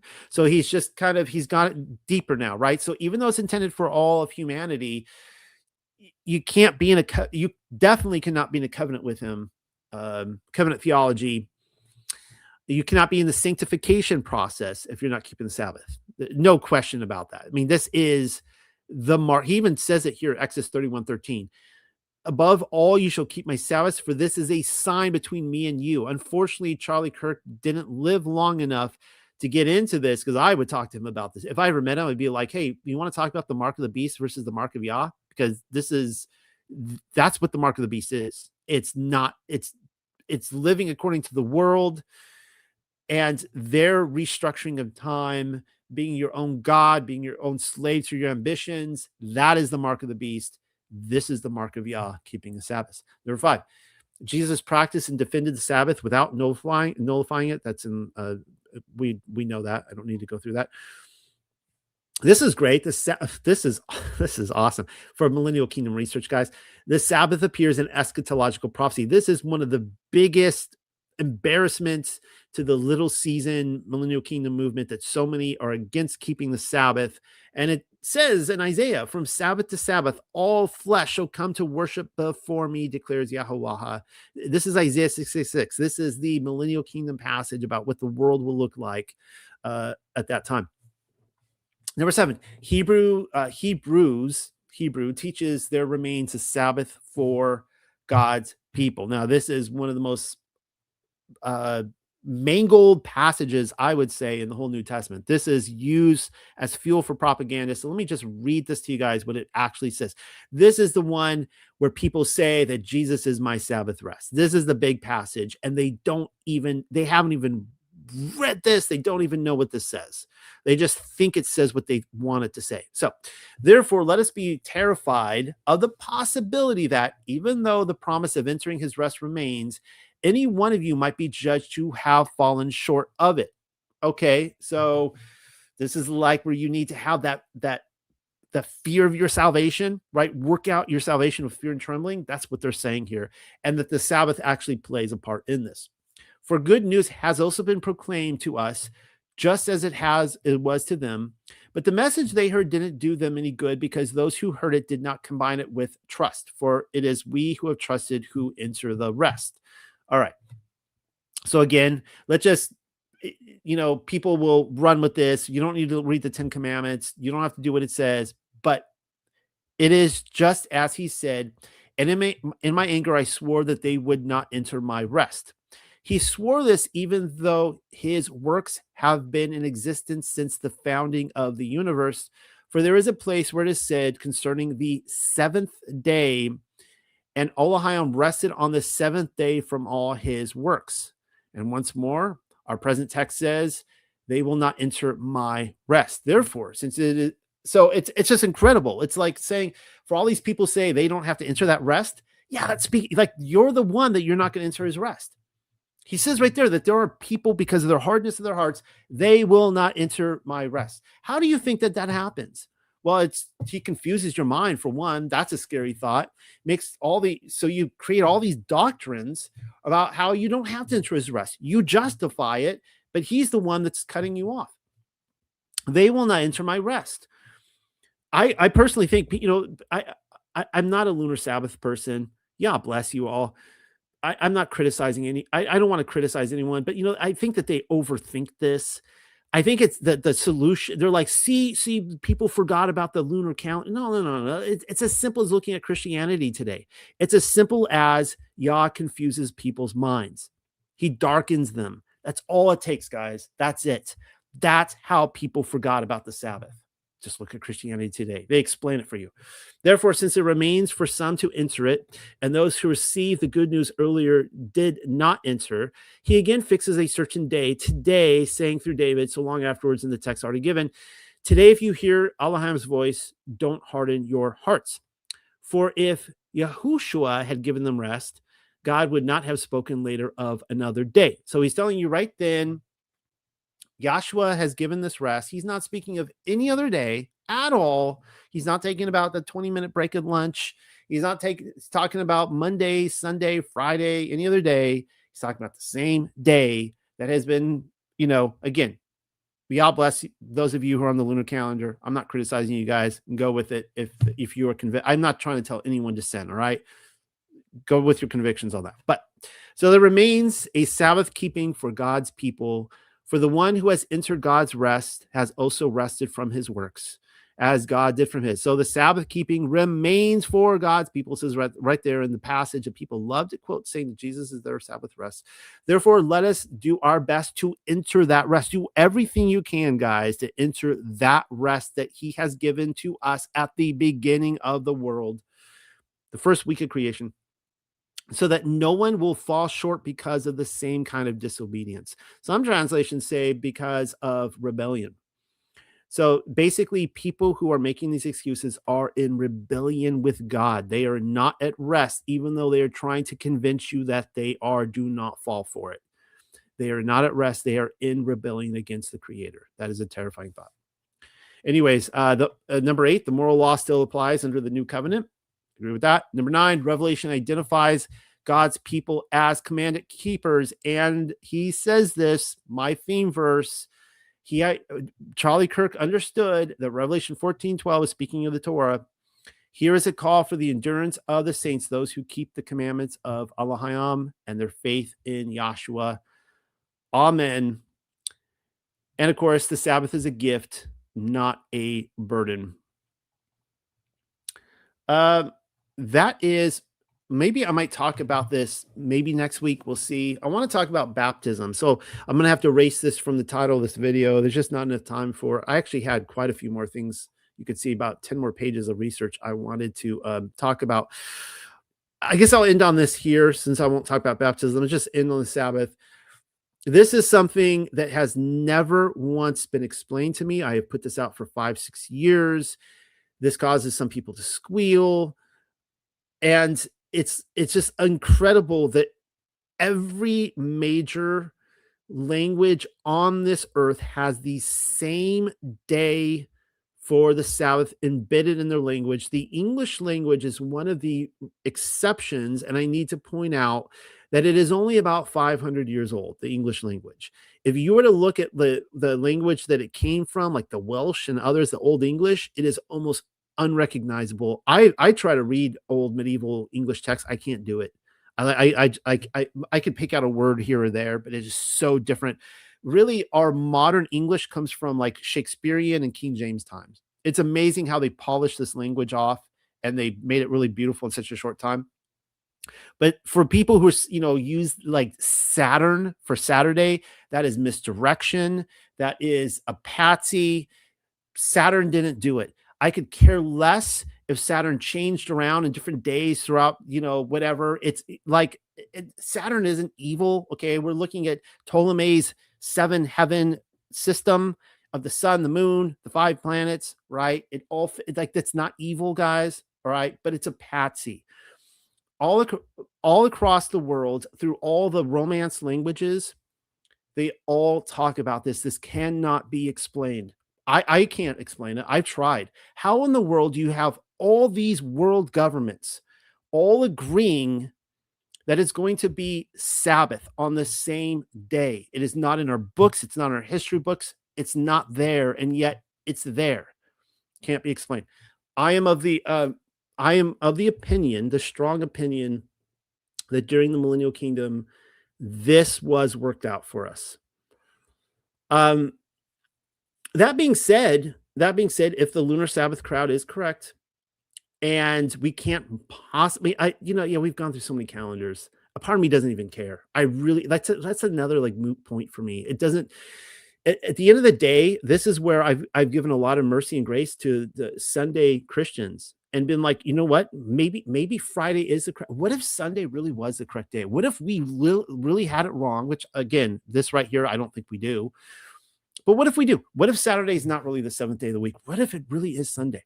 Wouldn't that be ironic that Christians were keeping it right all along? And I think that this is where we need to have that kind of grace and mercy, because we want God to be merciful to us in our lack of understanding. We are trying to follow him under the best of understanding. That's all we can do. And that's my call for Christians. Be like, if you're going to insist, on, let's say, eighth day theology, for example, and you think that this is it, and we can agree to disagree on that. But at the end of the day, what is the purpose of the Sabbath? It is to conform to the image of our Heavenly Father. That's it. That is what it comes down to. So we are, he is inviting us into a relationship with him to stop all of our work, stop all of life, come in, get to know him better. And is Christianity doing that? Are they ceasing from work?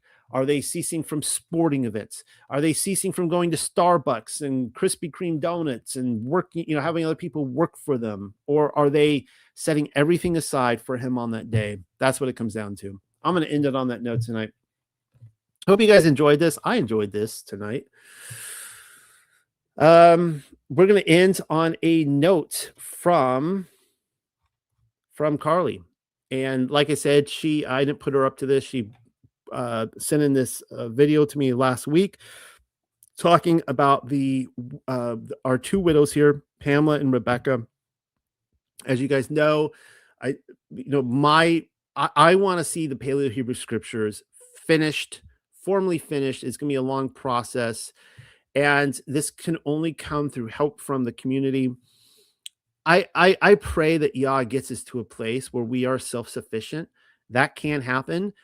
I personally think that Allah Hayam is sending us through like boot camp right now.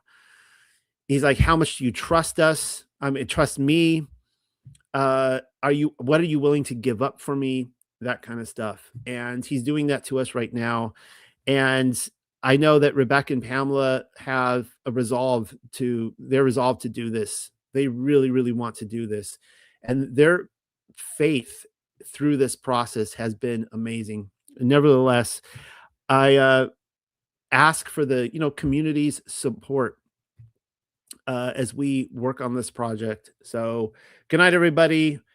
We'll see you next week. Let's do this again. Shalom, friends. This is Carly with Ancient Paths. I woke up this morning with Pamela and Rebecca heavy on my heart, just thinking about the mission to help fund the Paleo translation, but not only that, to help these widows make their living, to be able to pay their bills, to be able to eat. And I just got to thinking that, the Unexpected Cosmology has 20,000 subscribers. Now, that number should probably be more because of shadow banning and all that. But if every single subscriber to the Unexpected Cosmology donated $1, just $1, imagine what that could do for these two women and for this ministry in general. So I'm putting this out there. This is a challenge to see if we can get every single person who subscribes to this channel to donate at least $1. If you feel led to donate more, 5, 10, 15, 20, more than that, awesome. But just think about what we could do, the impact that could make. And guys, I know that the economy stinks right now, that finances are tight. Like I'm feeling that in my family and my business as well. But $1, we can all spare $1. We can all spare $5 probably. Just, give up your coffee through the drive-thru or whatever. But yeah, that was on my heart this morning and I wanted to share that.